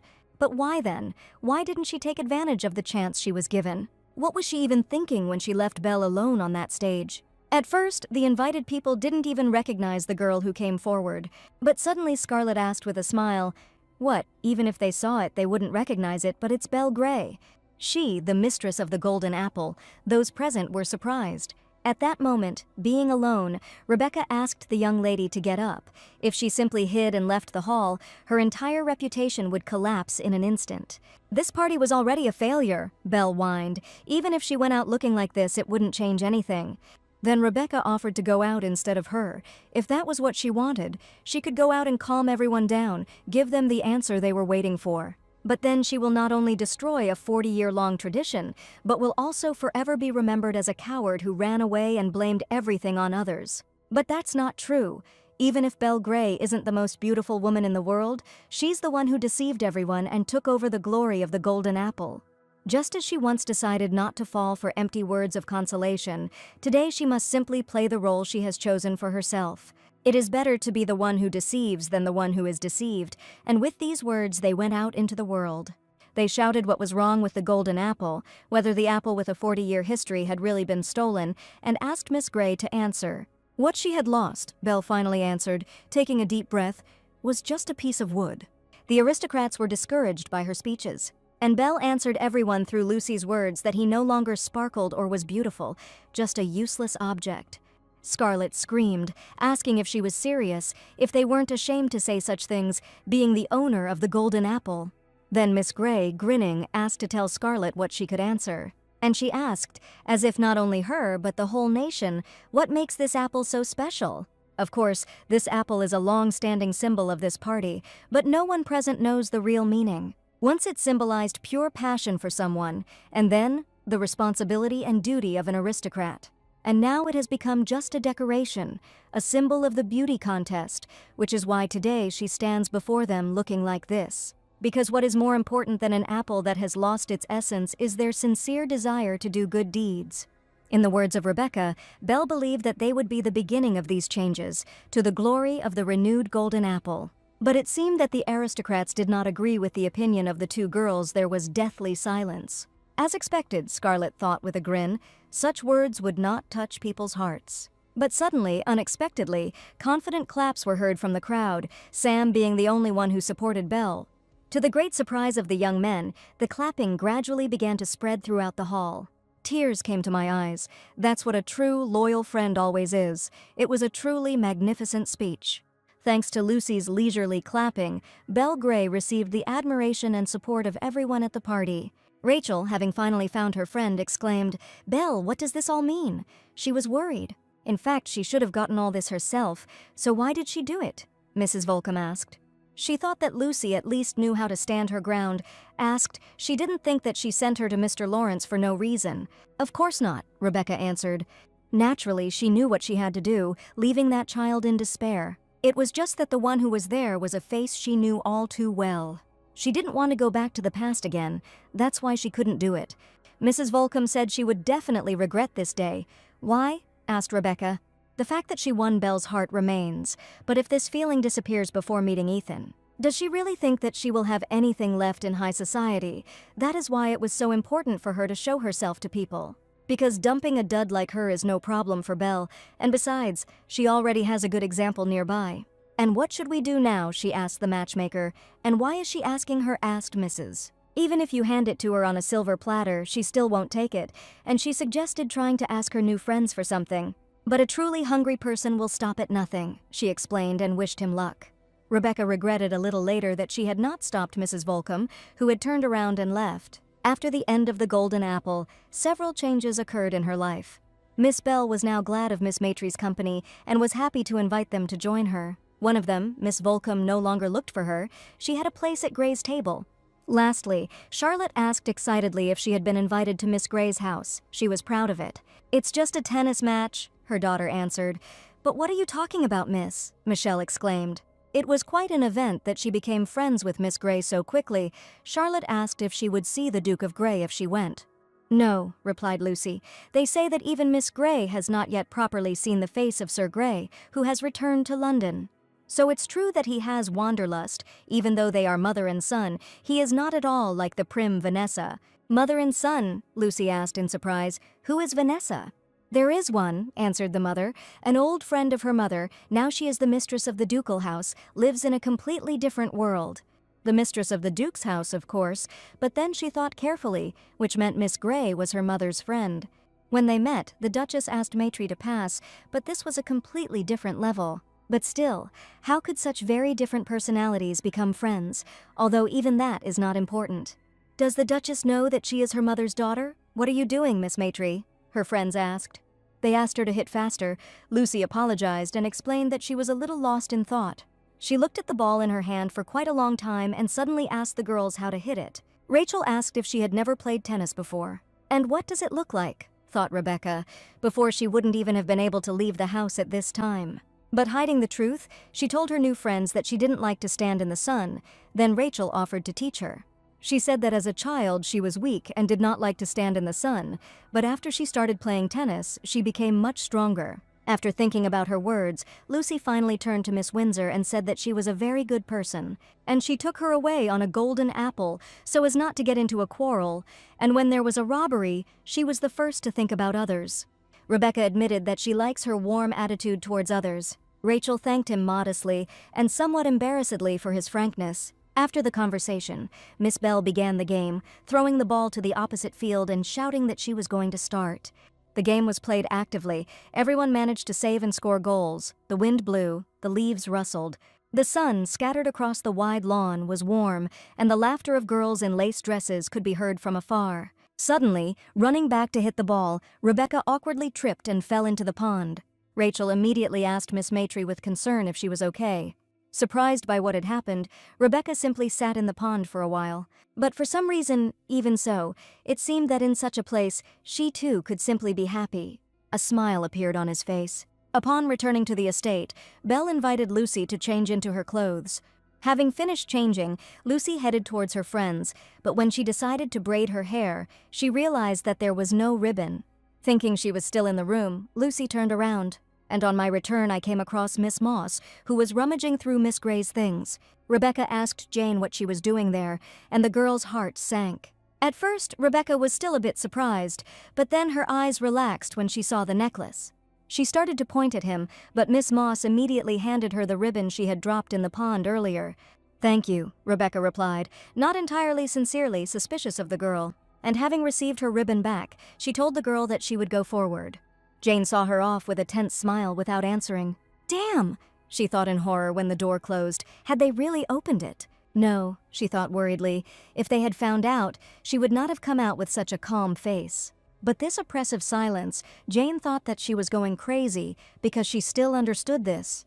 Having been staring at her for some time, Rebecca asked if she had anything to say. "Ah," Miss Moss asked in surprise and answered nervously, "No, nothing." By the way, I mentioned the moment when Miss Gray went to change clothes. Jane immediately stopped her. She asked Miss Matry to wait, saying anxiously that she had something to tell her. When they came out into the yard, Rebecca asked haughtily if she hadn't said she had nothing to say. "Well," Miss Moss replied hesitantly, "there seems to have been a misunderstanding." "What kind of misunderstanding?" asked Lucy. She explained that the pearl necklace she took from Miss Gray's box was actually hers. She didn't steal it, understood. "Seriously," Jane exclaimed, "she gave it to Miss Gray without her mother knowing because she wanted to get to the golden apple. But as she knew, she never got to the party, so she wanted to take him back, of course," Lucy answered disinterestedly. It was true, Jane insisted anxiously, and begged Lucy to believe her. The girl turned irritably to Miss Moss and explained that she didn't care what she was doing there. What? She was surprised. Even if she had stolen something from Miss Gray, she was in no position to reproach her. For Miss Gray, the necklace is a thing that doesn't really matter whether it's there or not. But she was just curious, Rebecca said, asking why she was doing all this. If it really is hers, then even more so. Why does she have to prove it so persistently? It was just a simple question. Then she was blinded by the glittering world, and she didn't even see the shadow that was hiding behind her back. Miss Moss had not shown up for meetings for several days, and Rachel was worried that she was ill. Belle thought it was because she wasn't invited to the Golden Apple party. Lucy thought the same thing, and she asked Gray why she hadn't invited Miss Moss then. Oh, she didn't know, Belle asked Miss Matry. And she explained to her new friend that Miss Moss always wears the same dress, so they didn't invite her on purpose. Miss Moss could not afford the donations, so you could say it was her concern. After talking to the girls about this, Rebecca thought for a long time about how they treated her poorer friend. Michelle noticed Mrs. gloomy demeanor and asked if she was worried about something. Rebecca was indeed in a bad mood, but suddenly asked Michelle what she looked like. She explained to the servants that when she first arrived at this mansion, everything seemed the same. She, Michelle as a servant, and her father as an employer all seemed better to her. Back then, she was an orphan from an orphanage. She didn't even know how to use a knife. She thought she was the only one who didn't fit in here. But now, she thought she was finally fitting in, but it was probably just a delusion. She then asked Miss Moss why she was going to such lengths, especially if it wasn't someone else's business, and if there was any reason to do such a thing. She saw no difference between Miss Gray and Miss Moss. They both seemed to her simply noble ladies. "That might be possible," Charlotte replied, overhearing her daughter's monologue. "But a duke's daughter and a knight's daughter are two completely different things. Duke is a hereditary title with land, while knight is a title for only one generation, just a name. If you look into it, Miss Moss is not a noble woman at all." Then Lucy asked why they became friends, she and Miss Gray. "True," Charlotte answered. "They were both equals, both ladies, but that was not all. If that were all there was to it, Miss Vanessa would not have said she was glad to meet her. I wouldn't say that I'm sincerely glad to meet her. Sincerely. Vanessa simply wouldn't have invited her to the mansion." Rebecca was shocked. That's it. That's why she was so happy when she was invited to Miss Gray's house. The most beautiful moment of her life, that shining instant, because they experienced it together. Maybe she was the only person who wanted to give her such a moment. She told her mother that tomorrow she was going to Miss Gray and Miss Windsor's clothes shop, though, Charlotte asked enthusiastically. "Yes," answered the daughter. "Unfortunately, she would have said OA if she had known what awaited her." Miss Gray was just about to go shopping when Jane suddenly called her friend. The girl turned to Miss Moss in surprise and asked what she was doing there at such a time. Jane, with wild eyes, said that she needed to tell her something. After some time, Rebecca arrived, accompanied by Michelle. Belle, who was greeting Miss Matry, asked her to pass through and asked if she was a little late. "Yes." "Because of the rain," the girl answered. She was glad to see Miss Gray and her too, Miss Windsor. However, Rachel, in a strange manner for herself, did not answer, ignoring Lucy. Rebecca was a little puzzled and tense, wondering what was going on. Then suddenly Jane appeared, saying that she was glad to see her, Miss Matry. At this point, Rebecca was even more surprised. She thought she would never see Miss Moss at meetings again. The girl replied that she too had almost disappeared from them, but thanks to her she had gained courage. Something strange was going on, but first Belle asked Miss Moss to take a look at it. She said that Miss Moss had prepared a gift for her. Lucy was surprised. "What is this?" she asked the girls, and Belle, looking away, replied, "If you're interested, open it quickly." Rebecca pulled the ribbon and opened the lid, falling into a stupor, or maybe even horror. Miss Gray asked Miss Maitre sarcastically if she liked it. Back a few minutes before the meeting, Jane brought the stolen necklace and Belle asked what it was. Jane explained that it was a necklace that she had stolen from her a few days ago and wanted to apologize. And she asked for forgiveness for taking it without permission? Belle burst out laughing. And then she asked if she really didn't come to the meetings because of such nonsense. Did she really think that she would take revenge because of such a trifle? Yes, Jane answered her. It's not about the necklace. Miss Gray can deceive others. But she herself does not forgive those who deceive her, and knowing this, she still came to her, asked Belle. That's exactly why she came, Miss Moss replied, as if she were mad, because next to her there is a person who lies much more than she does. Maitre, the mother asked, the same Maitre she knew, was it because of her that she stopped going to the meetings?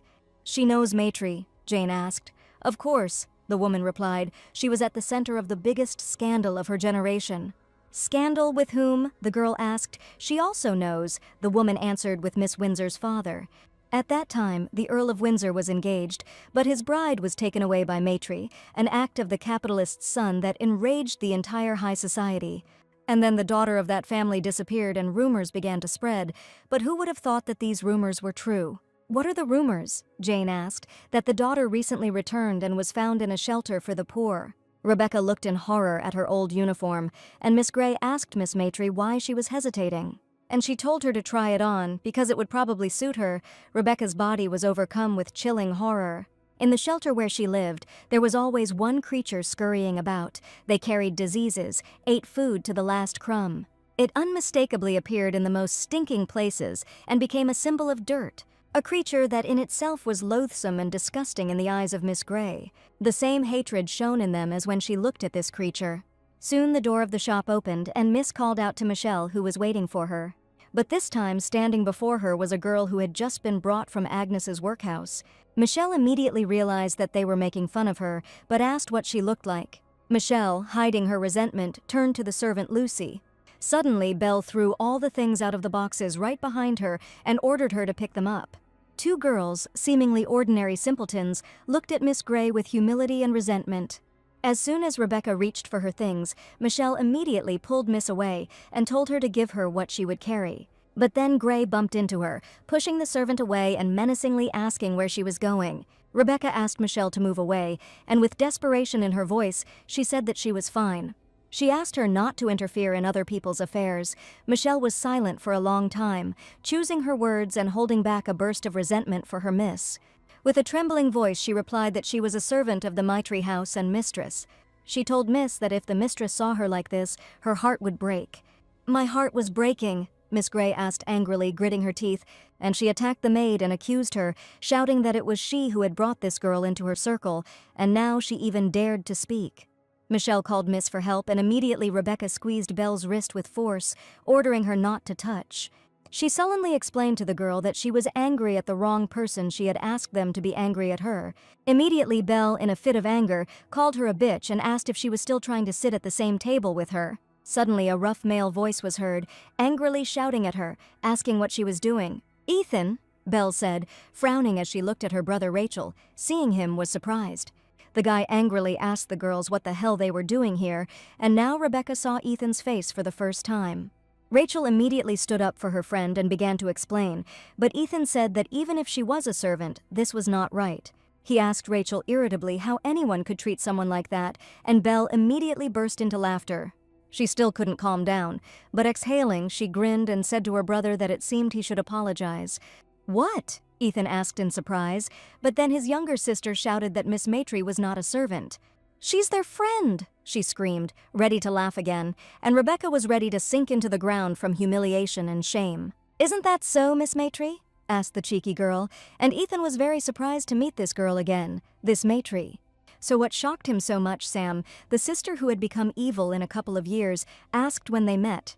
"Miss Windsor, the angel who does not stop Belle or Maitre, who remains silent even after everything that happened to her." "For starters," Ethan responded, stunned by his reaction, and asked if he knew Belle was doing such things. "She's been acting like this for a long time, and he just realized it," Sam said. "And you just kept quiet?" Ethan asked. "Hey, Duke Gray." He turned to his friend and asked who he thought Belle was. Even he, her brother, showed no interest in her. And he, an outsider, what right did Ethan have, stopped him and asked if he wanted to say that this was all because of him. Sam was sorry that he took it that way, and the Duke had told him to tell him straight out what he wanted. He replied, "Sam." He asked when Damien warned him about Catherine, and he ended up leaving without a word, and then came back as if nothing had happened. And he still hasn't returned to the Gray's house. He lives with him because he's the only one who didn't stop him then. That's what a friend means. Although it seems like it's something great, if he wants to give advice, he must be ready to lose a person, but he is not like that. So, whether he wanted to fight or apologize, he advised his friend not to avoid it, but to face it head-on, otherwise his sister would look insignificant. By the way, Miss Windsor's birthday was coming up soon. Belle asked if they had already made a guest list. Rachel was just about to ask Miss Gray about this, whether Mrs. Gray would be at this party. "Of course," answered Belle. "This is a Windsor family reception." And then, perhaps, she asked her friend Rachel uncertainly, "And Sir Gray, too?" "Ethan doesn't like parties," she replied after a pause, "but he'll definitely come this time." Rachel begged Miss Gray not to force herself, but Belle didn't strain herself. She simply knew what she had heard. Recently she came to pay for the dress she wanted to buy then, and asked how much she owed. But Jacqueline replied that it had already been paid for in full. "By whom?" Belle asked. "Sir Gray," the woman replied. "And he took another dress with him," Jacqueline couldn't help but say, "and a very beautiful one with a floral pattern." The assistant called out to the lady and reminded her that Gray had asked to keep this gift a secret. There had been a mistake. Jacqueline asked Miss Gray to pretend she hadn't heard. Floral dress, Belle thought. It is obvious that he could have given this dress to Miss Windsor for her birthday. The attendant maids exclaimed with delight at how sweet it was. Lucy, who arrived, said that she was really looking forward to it. Miss Windsor's birthday at the Earl's house sounded impressive. "Oh, what impudence," Miss Bell remarked, and asked the simpleton if she even realized what she had gotten herself into. But Rebecca insistently and brazenly asked to be invited too. She wanted to go. Miss Gray asked if she was completely off her rocker now, but Rachel agreed. The friend was indignant, and Rachel explained that, if you look into it, Miss Maitri had not lied to them. They themselves had condemned her as they saw her, and they were disappointed through their own fault, and at the same time the misunderstanding with Sir Gray was cleared up. She would like Miss Maitri to come to her party. Rebecca again noticed that Miss Windsor was indeed a very wise and kind person. She would be looking forward to it. Jen thought that Miss Windsor loved people too much, and in vain. Suddenly, Rebecca, who had followed her, called out to Miss Moss.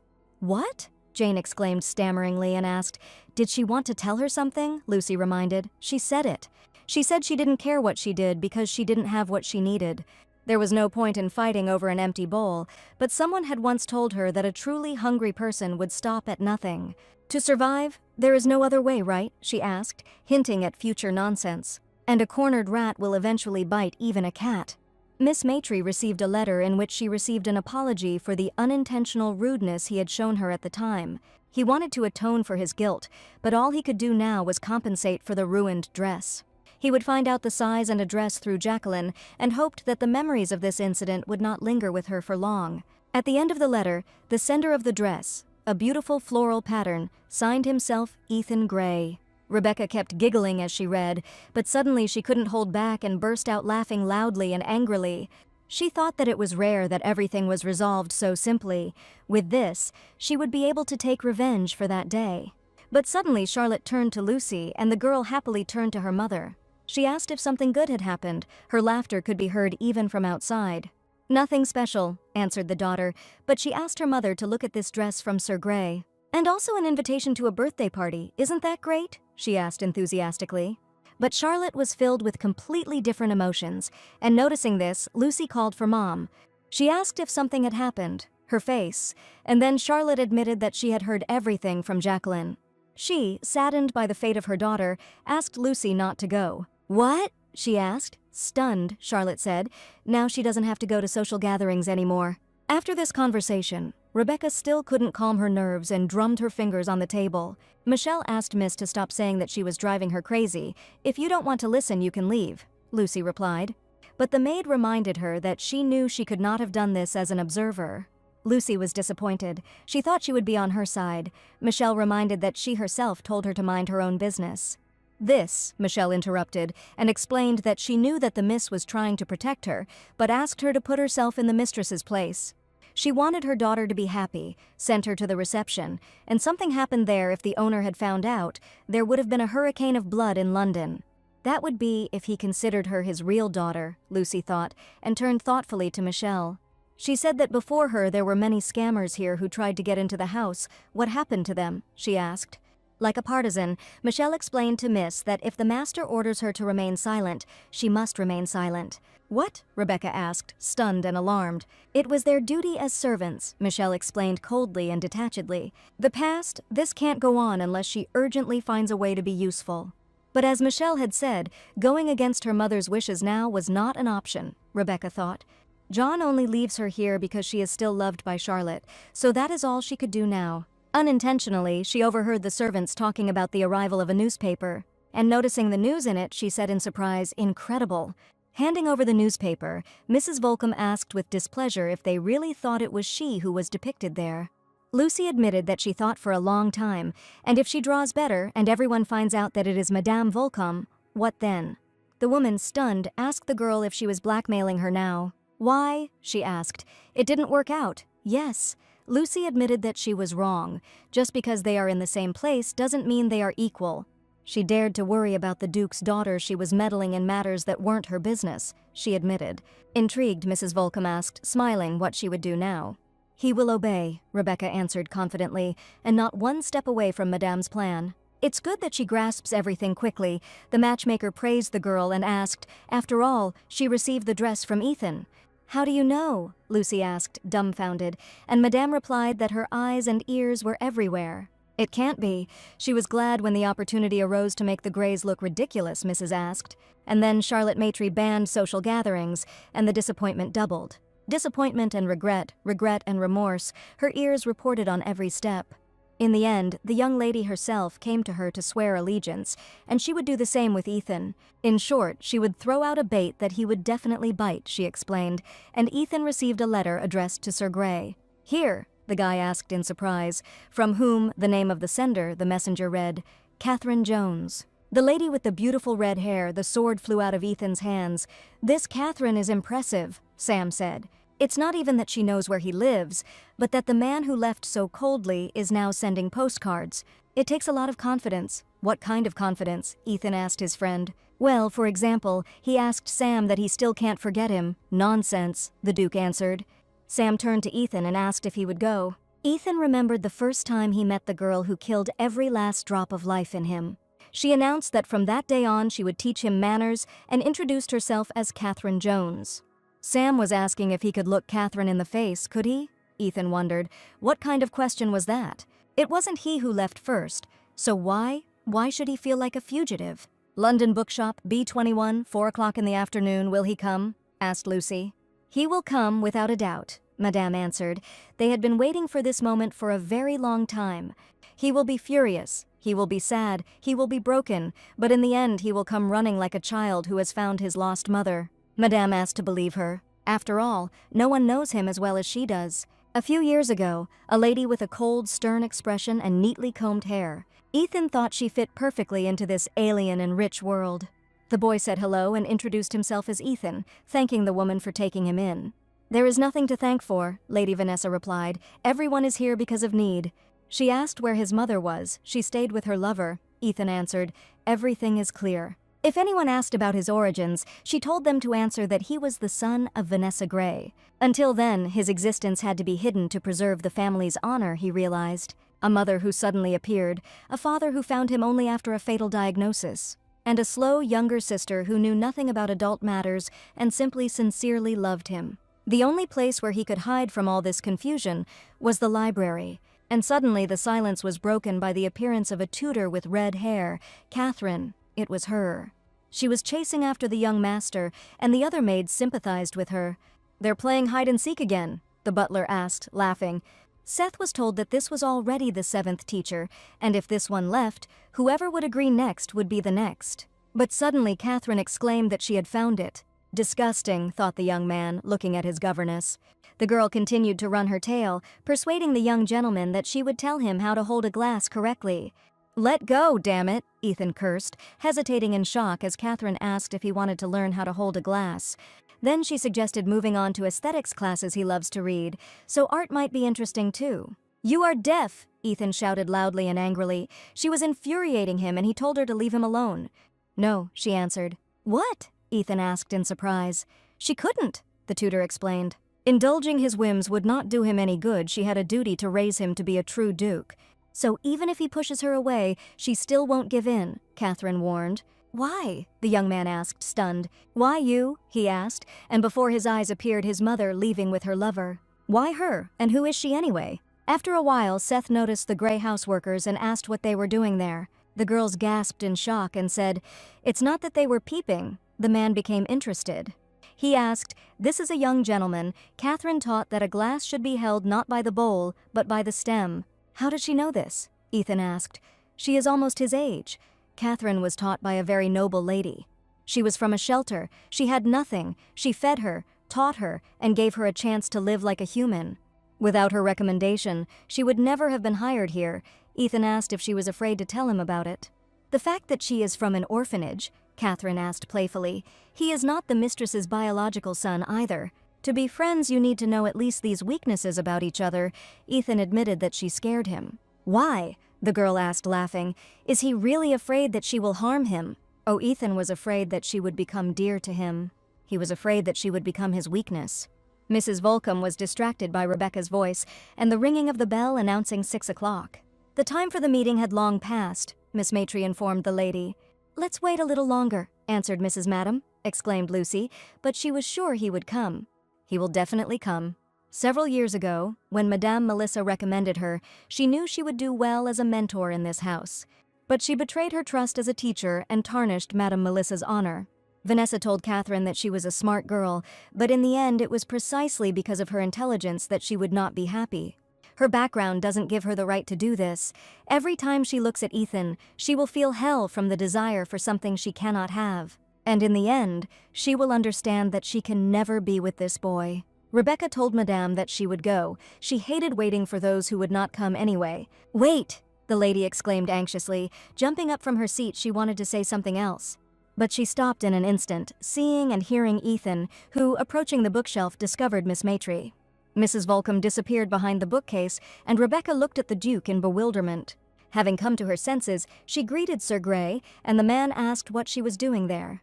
Noticing the book in her hands, Ethan asked if she was going to take it. Rebecca asked Lord Grey if he had also come to take the book, based on his reaction. And Ethan took a long time to collect his thoughts and finally answered that he had to meet someone. "But it seems to be too late. It was the girl with red hair," Lucy asked. The girl said that he could have arrived a little earlier. She had waited a long time and left not long ago. Apparently, it was such a pity that she could not tear herself away from this place.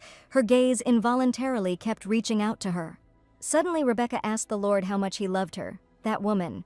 "What?" He was surprised. Miss Matry gasped and asked for forgiveness for her tactlessness. It just became interesting to watch him, and she couldn't resist, although she can't believe that the Lord's story is more interesting than this book. She got too involved in other people's business and asked for forgiveness, and asked the man not to pay attention to what she had just said. And then she said that she would go, but her friend Ethan answered the question asked, and Lucy stopped. He hated her very much. She was cunning, selfish, and cruel. She stopped at nothing for her own benefit. And he, Catherine, asked Ethan with displeasure if he had been spending time with the philosophers again. And he wanted to change the world for the sake of such a person who believed that there was no happiness for him in this world. If he was not born again, and he wanted to prove otherwise by giving everything he had. But now he thought that this was not at all what she wanted. In the eyes of that man who had nowhere to return to, he probably looked like a child with empty dreams. So he came to let go. Goosebumps ran through Catherine's body. The man said that he would stay here and do what he could, and he asked her to be happy with someone who would help her truly love herself. She will come, she will be furious, she will be sad, she will be disappointed, but she will still come running, like a child who has found his lost mother after all. No one knows him as well as she does. After some thought, Lucy said that not using one's wounds to hurt others is something that only very mature people can do. So, even if the red-haired girl saw him now, she would never think that he was like a child. In this sense, she asked to take his book. she gave it to him, especially since she had a dress that she had received earlier. His story was extremely interesting, although in the end she never got to go out in that dress. Ethan asked if she didn't like it. No, Lucy replied. It was just that what happened that day became known at home.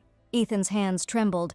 Lucy said that now she was completely forbidden to come near social events. It was a great pity. She really wanted to go to Rachel's birthday party. Well, of course, what's so special about being a daughter from an orphanage? It was just sad that all her attempts to achieve recognition were in vain. Ethan remembered their meeting at the party, and that because of his prejudice against everyone, he called her a petty piece of trash who didn't know her place in the Matry house. Realizing this, Ethan felt incredibly ashamed of his words. He didn't even know that she had such a story. He apologized, for which, Lucy asked in surprise, it was not the Lord's fault, it was just, Ethan answered, for many reasons. He promised that no matter what happened, he would fix the situation with Belle as well. He would never again judge a girl hastily, and asked her to believe at least this promise of his. Wanted to change the world for one person? How interesting, thought Rebecca. And lost in thought, she called him a strange guy. What? Michelle asked. No, nothing, answered the miss in thought. Who would want something like that anyway? As soon as they arrived at the estate, a maid ran out to meet them and anxiously asked where they had been. Michelle reminded him that she had said they had gone to the bookstore and asked what had happened and why she was so nervous. The trouble is, she cried out hastily, the gentleman found out that they had been going to social gatherings all this time. What? Rebecca thought in horror and anxiously headed into the house, or a death sentence. Upon arriving in the room, John threw it at her feet invitingly and angrily ordered her to explain what it was all about. Looking coldly at the stranger, he asked if she had attended meetings behind his back. Charlotte immediately stood up for her daughter and shouted at John not to blame her, that it was she who asked. She wanted Lucy to be able to communicate with her peers, but then Lucy asked her father if she couldn't go to meetings and said that she knew from the very beginning that she was not to her father's liking. The missing daughter returned, and he never came to her, but parents should love their children, no matter what they are like. Even a stranger might not judge her harshly, but he said that he would not condemn her. With despair and pity, she explained that he was acting as if he had never wanted her back in the first place.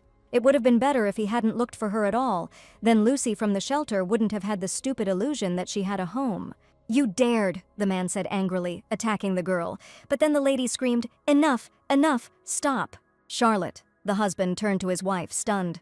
The woman warned John that if he touched her, everything would be over between them.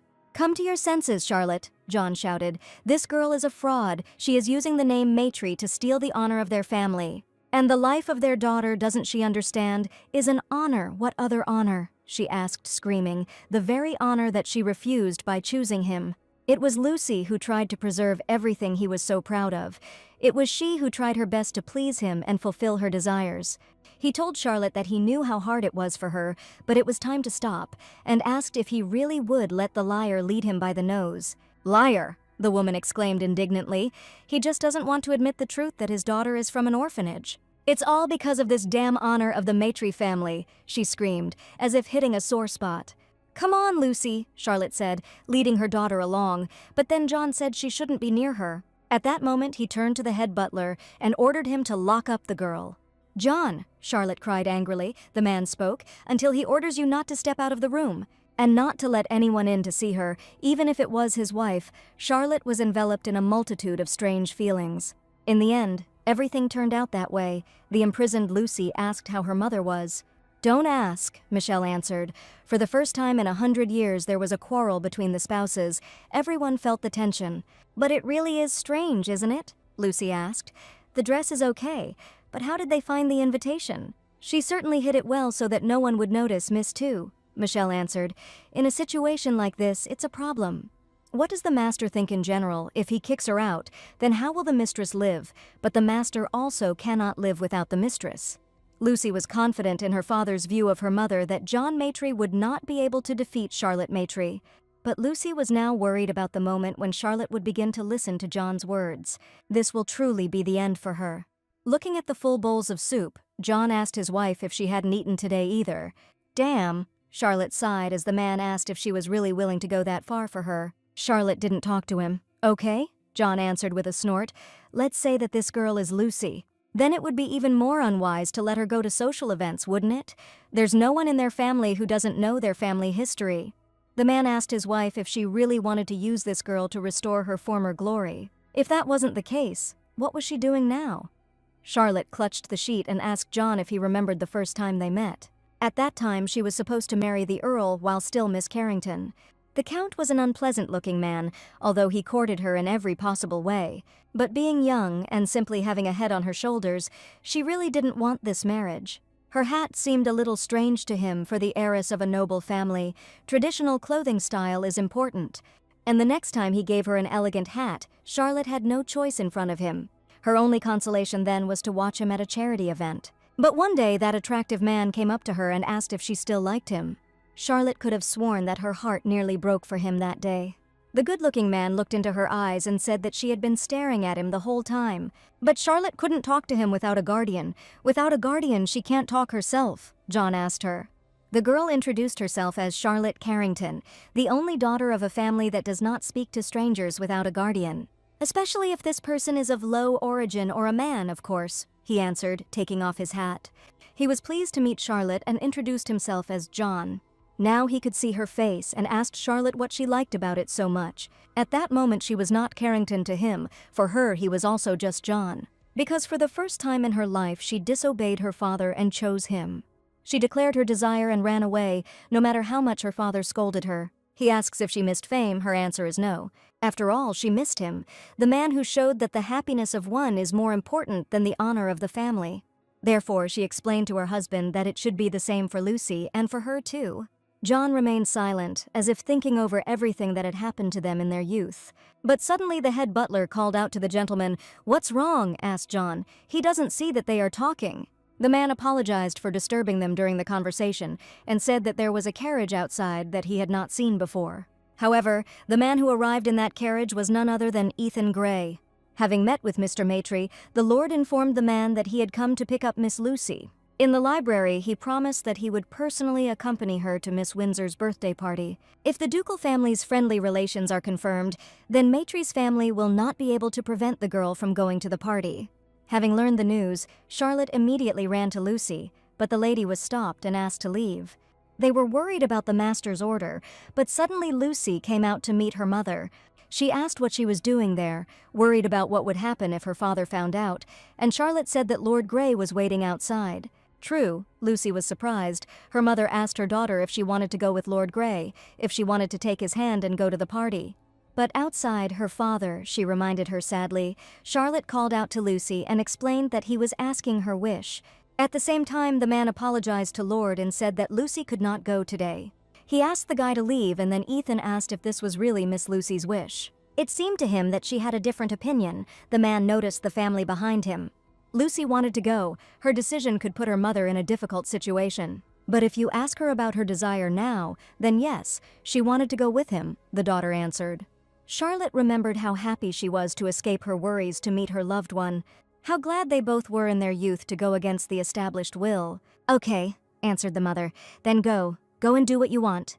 Encouraging her daughter, Charlotte said that no matter what happens, her mother believes in her choice.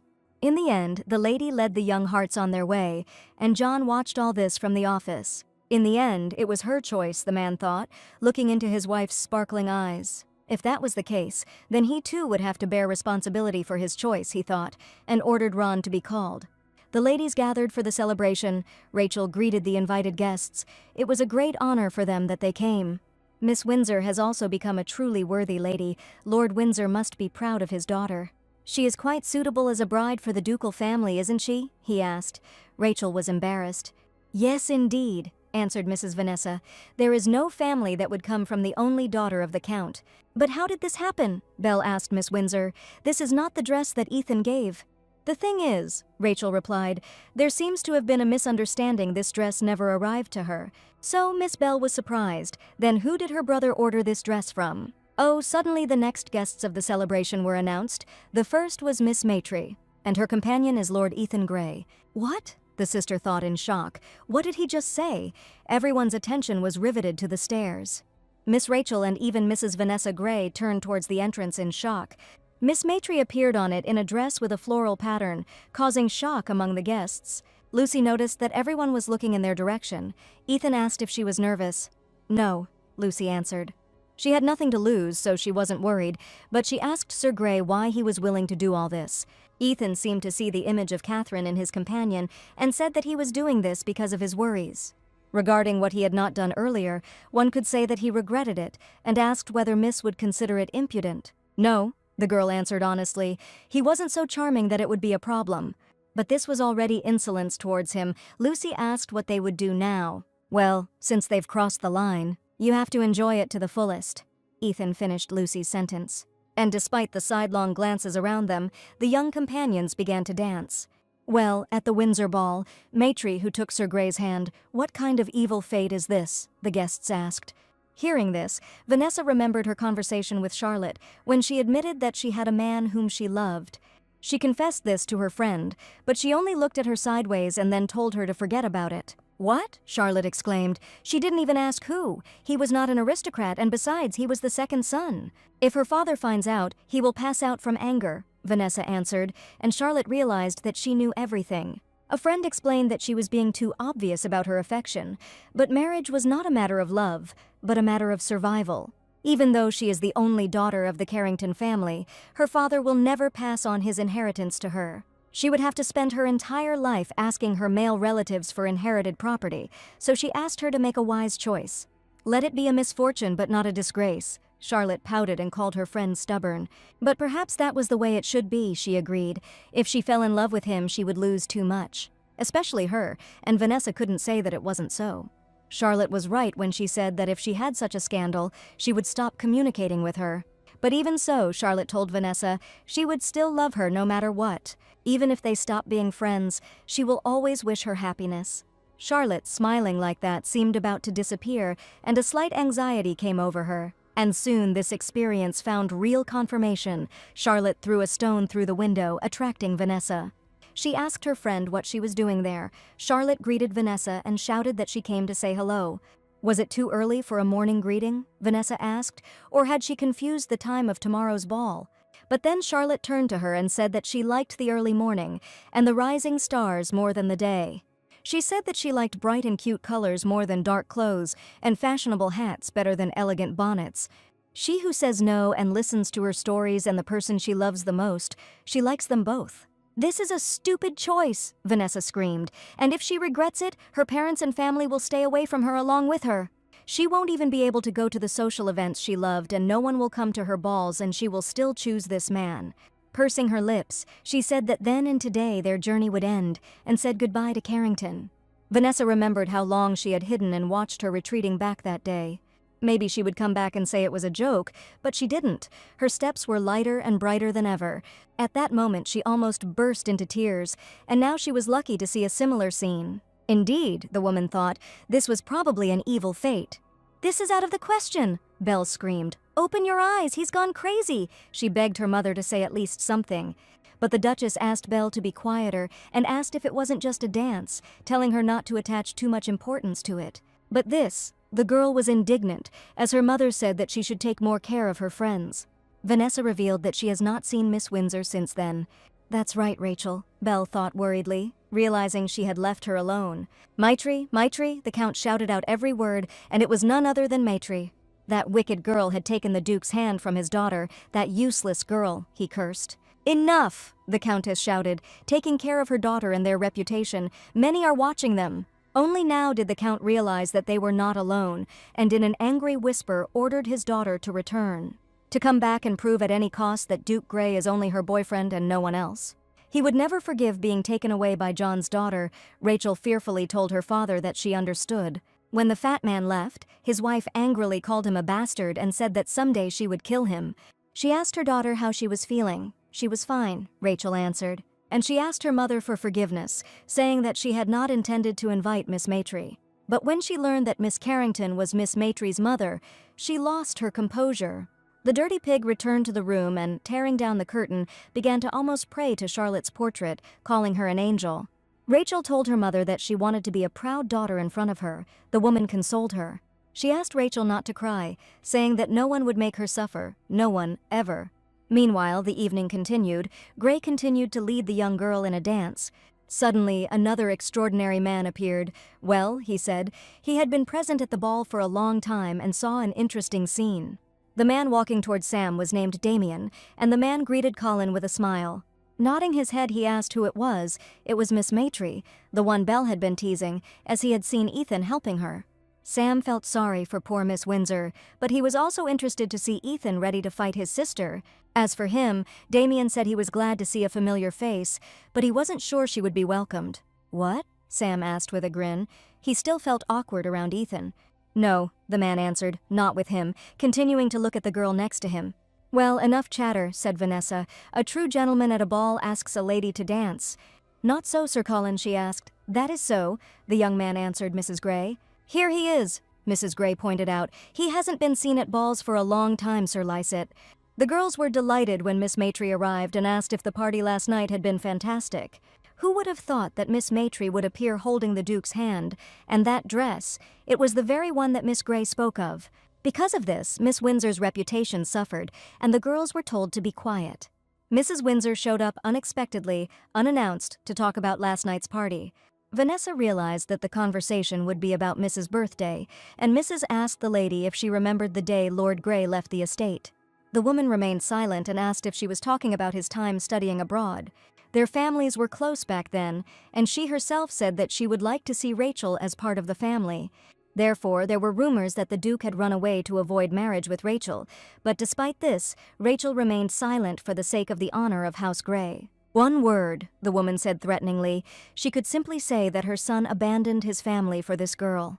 She asked Vanessa if she didn't feel she had an obligation to do something for Rachel. Mrs. Grey put down the cup and said that Miss Windsor was a good girl, caring, obedient, and well-behaved, a sweet child. "But lady," she asked, "did Miss Windsor conceal Ethan's scandal for the sake of the honor of the House of Grey?" Jane Moss, who showed up at the meeting, asked in surprise what was going on and why everyone was gathered there. Miss Grey explained to her friend that after yesterday's party, many people wanted to sit at the same table with Miss Matry. "It can't be," Jane exclaimed. "This is Miss Grey's event, and now it will be Matry's table." She shouted that everyone needed to be told the truth about this girl's origins. Then these upstarts would not be able to pretend to be aristocrats. "Stop it," Miss Windsor ordered, but Jane screamed angrily at the injustice. Rachel turned sternly to Miss Moss and asked her to stop humiliating her. "It was all for the honor of the Earl's house," Mrs. Grey explained, when she said she had been abandoned for some governess. "Then it would be like the story of his proud count." The lady frowned, listening to the woman. Vanessa asked whether she should remember other people's conflicts. After all, she was the one who benefited most from John and Charlotte's scandal. "That," the lady said hesitantly and asked what she meant. Vanessa explained that they had a reception the very next evening after Charlotte left. "As I passed the rooms, I heard what sounded like please and my friend's last name coming from the man's lips." That day, Grey, shocked that Charlotte had abandoned him, got drunk and mistook the modest girl for the noble Miss Carrington. But more shocking was the image of a lady who waited for the Count to name another woman and then gave way to her. Vanessa was silent when she saw this at her reception and asked if she didn't deserve to be treated properly. "Lady," the girl who had appropriated the Count shouted indignantly at Countess Vanessa. "So," the Duchess shouted back angrily, "she must never again dare to blackmail her with her son's scandal." "Understood?" she asked, shouting. The lady was silent for a long time, and the Duchess took advantage of this time to exhale. She turned to Seth and ordered the butler to take the guest out. The man accepted the order and called the lady to go, but the woman jumped up and shouted, "Leave me alone." Seth was surprised, and Mrs. Windsor, waving her hand irritably, explained that she would go herself. Seth did not interfere with the lady's wishes and only raised his hands, allowing her to leave. This woman, angry at the Duchess, she thought, she still looks down on her. She hasn't changed at all since then, but now she's not someone you can ignore. Suddenly she stopped to look at the mirror and, freezing, realized that she had achieved nothing from the meeting. The woman was worried about what to tell Rachel, because she really did love Lord Grey sincerely. At least she should be with her beloved. "Are you dreaming of a new life?" asked the woman, her face hidden by a veil as she walked closer. She asked, grinning, if the Countess wanted a better tomorrow. "Who are you?" the woman asked in amazement, looking at the stranger in front of her. She introduced herself as their invisible hand, helping in everything, Lady Wolfe. The Countess of Windsor gasped and said, yes, it was she who was there. At the beginning of the whole story, she was standing there. "So quickly, quickly," they shouted from the street. "Move it, be careful with the corners, don't scratch it." "Where did so many boxes come from?" Lucy asked. "Who was leaving today?" Mom corrected her. "They weren't leaving, they were arriving." She explained to her daughter that John had moved Ron from the outbuilding to the main house. Rebecca asked if this was bad news for her. "Depending on how you look at it," Charlotte replied. "Instead of kicking her out, he is raising Ron as his heir," Mother explained. So, Rebecca thought, Ron would probably inherit the entire family fortune. Wait, but even if this is so, isn't it beneficial for her? Even without Maitre's inheritance, she can marry well. This way, she can continue to live as Lucy, but it is important for John to preserve the family fortune. And for her, the connection with the ducal house is the ideal compromise, she said. It works out great. "Wait, Lucy," Charlotte called out to her. "Does she really think so? And how could she become the heir to this house?" her daughter asked.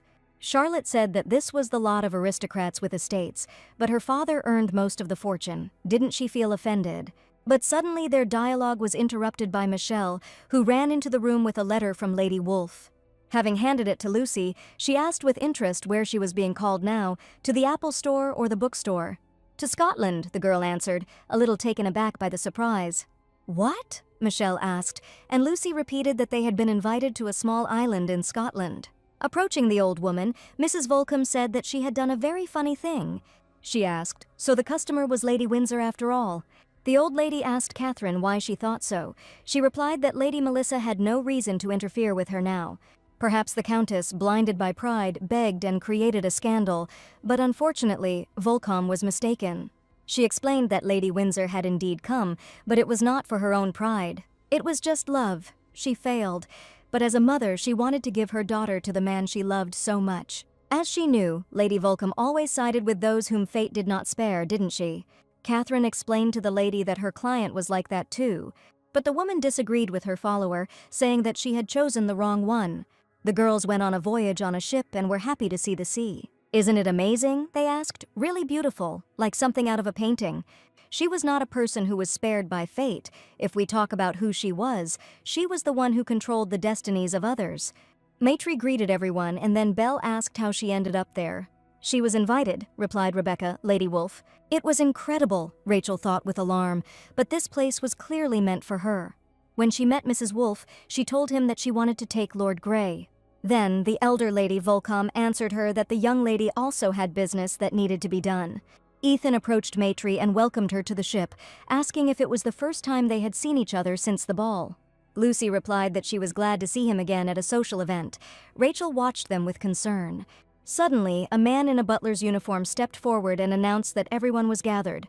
He was pleased to meet us and introduced himself as Phil, the island's caretaker and butler who would serve the 7 guests. 7, Lucy thought, and said that he must have misunderstood something. There were only 6 people on the ship. "No," the man answered her, "there are only 7 people." Then Rebecca asked who the 7th was. "Here he is," answered the butler Phil, and then Rebecca felt movement behind her. He was late with his introduction. Lucy turned around in fear, and she introduced herself as Damien Lycett. Rebecca's eyes widened in horror at the name. "Damien Lycett," she repeated in her mind. This man was her first employer, whose mother first estimated her worth at £4. It was incredible how it happened that they met here, Rebecca worried. Did he recognize her? No, it can't be. Several people came to the interview that day, so it's unlikely he remembered her.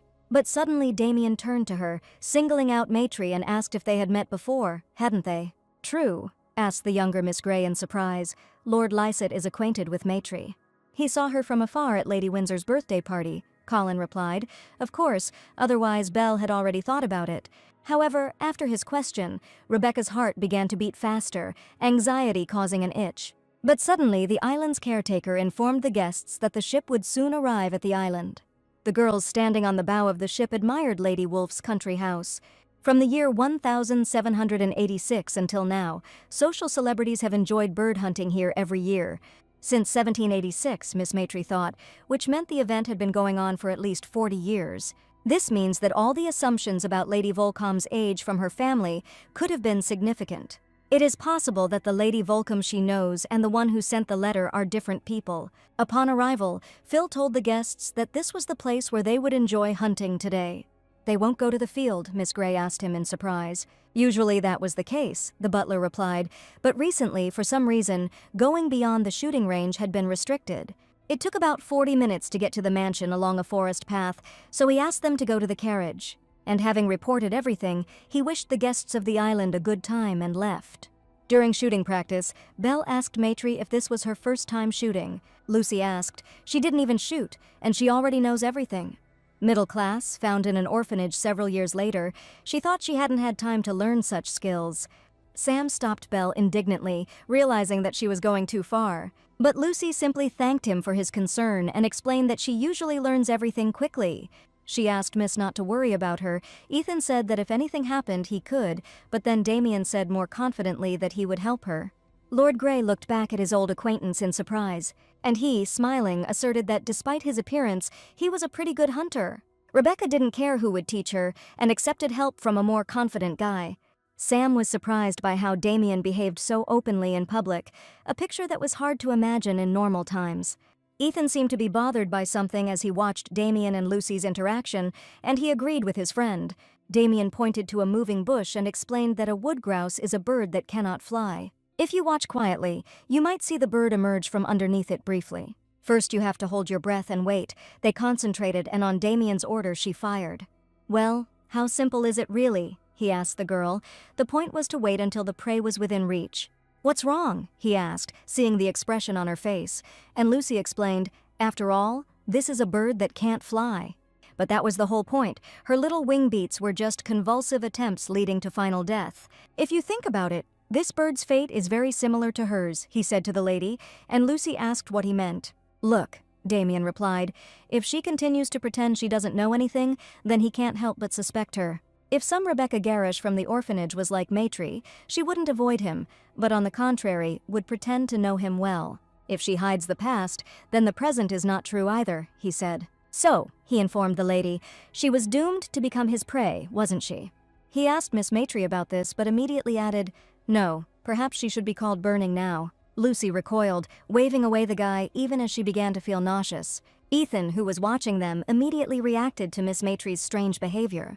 He asked if she was okay, what happened, everything was fine, she just suddenly felt bad, she answered with a trembling voice. And she blamed the sight of bird hunting, which apparently came as a visual shock to her. She said she needed to rest for a while, which Belle asked, if so, why had she come hunting in the first place?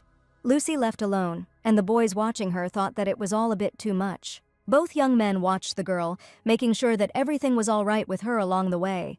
When she had gone far enough, Ethan paused and asked, "Is it him?" Damien asked. Ethan told him not to pretend he didn't understand, explaining that he had been watching him the whole time. And he asked a direct question about what he said that made the healthy Maitri's face suddenly turn pale.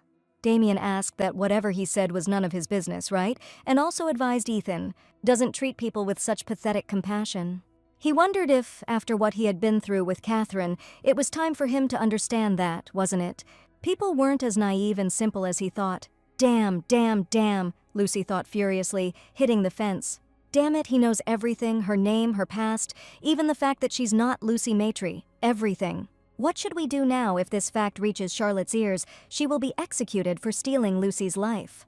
Damn, she almost achieved recognition. If she just waited a little longer, this life would be completely hers. Lost in thought, she stepped on the trap, and immediately a scream was heard that reached the shooting range. "What happened?" Sam asked, and Ethan asked if he had just heard a scream. But Sam thought they were birds, Ethan agreed hesitantly, and Miss Moss approached her friend. Distracting Miss Windsor from her entertainment, she announced that she needed to step away. Coming out of the restroom, Jane sighed peacefully and said how refreshing it was. But suddenly a cry for help was heard from the direction of the site. She was asking if there was anyone there. Finding out what was going on, the girl approached the pit and asked Maitri how she ended up there. Lucy screamed in alarm that she had tripped and the ground had suddenly collapsed, asking her to call people. Miss Moss understood her and, informing her that she would return soon, asked her to wait here a little. The next moment, she ran to Miss Grey and reported that Maitri had fallen into the pit. The girl explained that the hole was quite deep and that a rope was needed to get out. After thinking, Belle stopped her and asked who else knew about this. So far no one but her, Jane answered. Then, Miss Grey explained, they would simply pretend they knew nothing, which, Jane cried out in amazement, but Belle asked if she had forgotten the hurt Lady Windsor had felt all week. Both on the last birthday and on today's hunt, it was Maitri who went where she shouldn't have. We can wait a little. When Ethan approached his sister and asked where Lady Maitri was, Belle replied that she was not feeling well and had probably left earlier. Okay, Ethan replied, and Belle said that it was time for them to wrap things up and go too. So Rebecca waited for help that never came, by which time the clouds had gathered and it had started to rain. The sounds of the departing carriages were clearly audible, and Rebecca said in horror, "No." She asked herself, as if it wasn't time, they would really go that far in their resentment. I remembered Damien's words.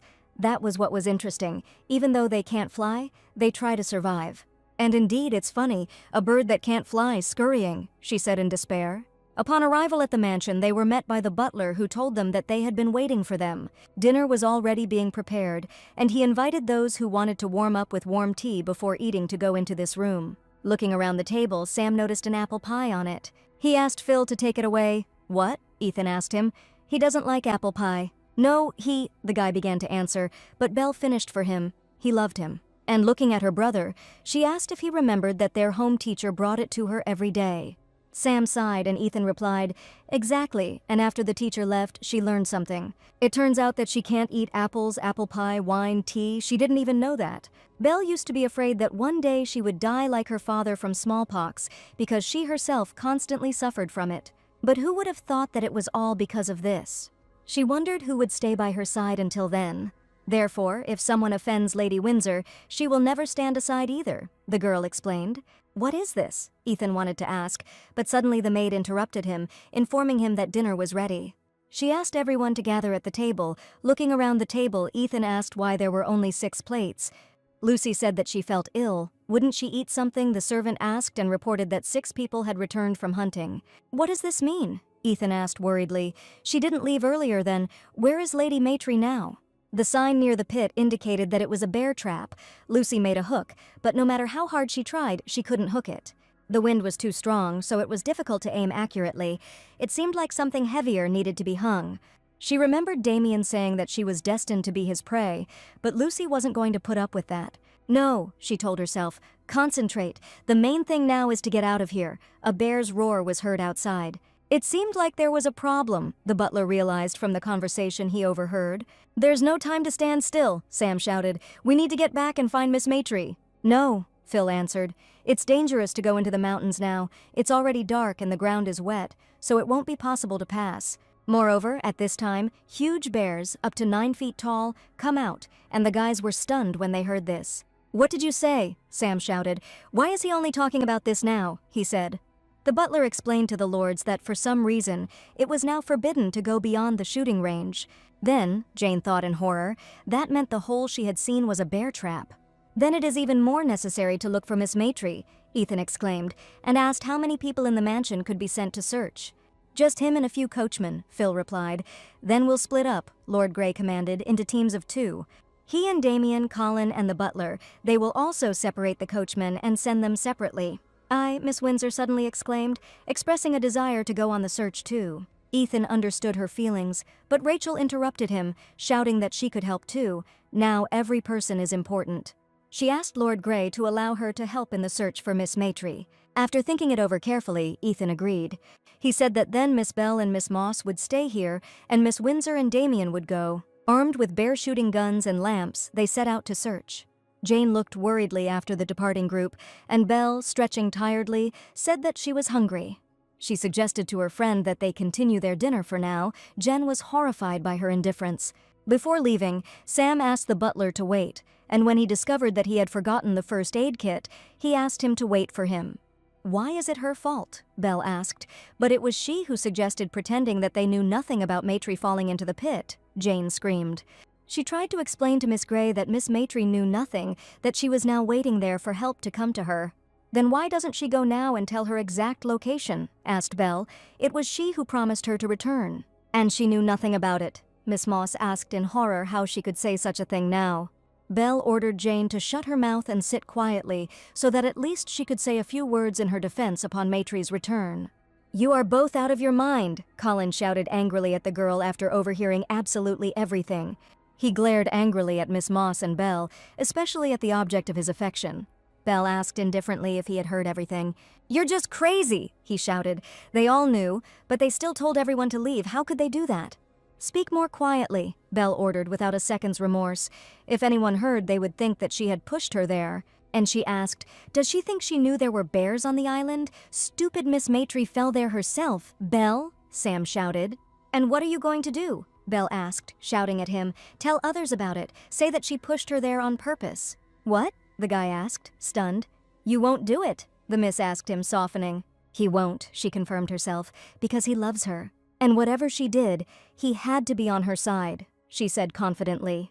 Sam Collin was becoming more and more amazed and disappointed in his love, and many moments with her flashed through his head. In a voice on the verge of a breakdown, he said, "You knew everything." He thought that it was because of him that she changed so much. The words that he couldn't say, she said them to avoid this situation. He told Belle that she was right. He loved her. And now he felt so humiliated because of it, Sam admitted with disgust. "What?" Belle asked, taken aback, not understanding what was wrong. She was stunned and asked why he was looking at her like that. "Sam," she called to him, waiting for an answer, but suddenly Jane turned to Sir Colin and said that she knew where Miss Matry was. "Miss Moss," cried the devoted Belle indignantly, and Jane explained what Miss Grey had said. She promised to return to her, so she asked the knight to let her join him. "You!" Belle cried out desperately, looking at the backs of her departing friends. "Colin, Jane," she called after them, but none of them planned to turn to look at her. So Miss Grey was left completely alone. Oh shit, Ethan thought. The rain was getting heavier. He called out to Damien and asked if he was keeping up. "No," answered the Lord, bringing up the rear. He turned to Miss Windsor and said that nothing could be seen ahead, asking her to climb carefully. But as soon as he said this, Rachel slipped and fell, screaming. "Miss Windsor," the Lord cried out worriedly, and asked if she was all right. Damien came up and asked what happened. Ethan explained that the ground was washed away, and Rachel twisted her ankle. The Duke of Grey asked Miss Windsor if she could go, and the girl answered hesitantly, yes, she was fine. "This is serious." Looking around, Ethan thought they still had a long way to go.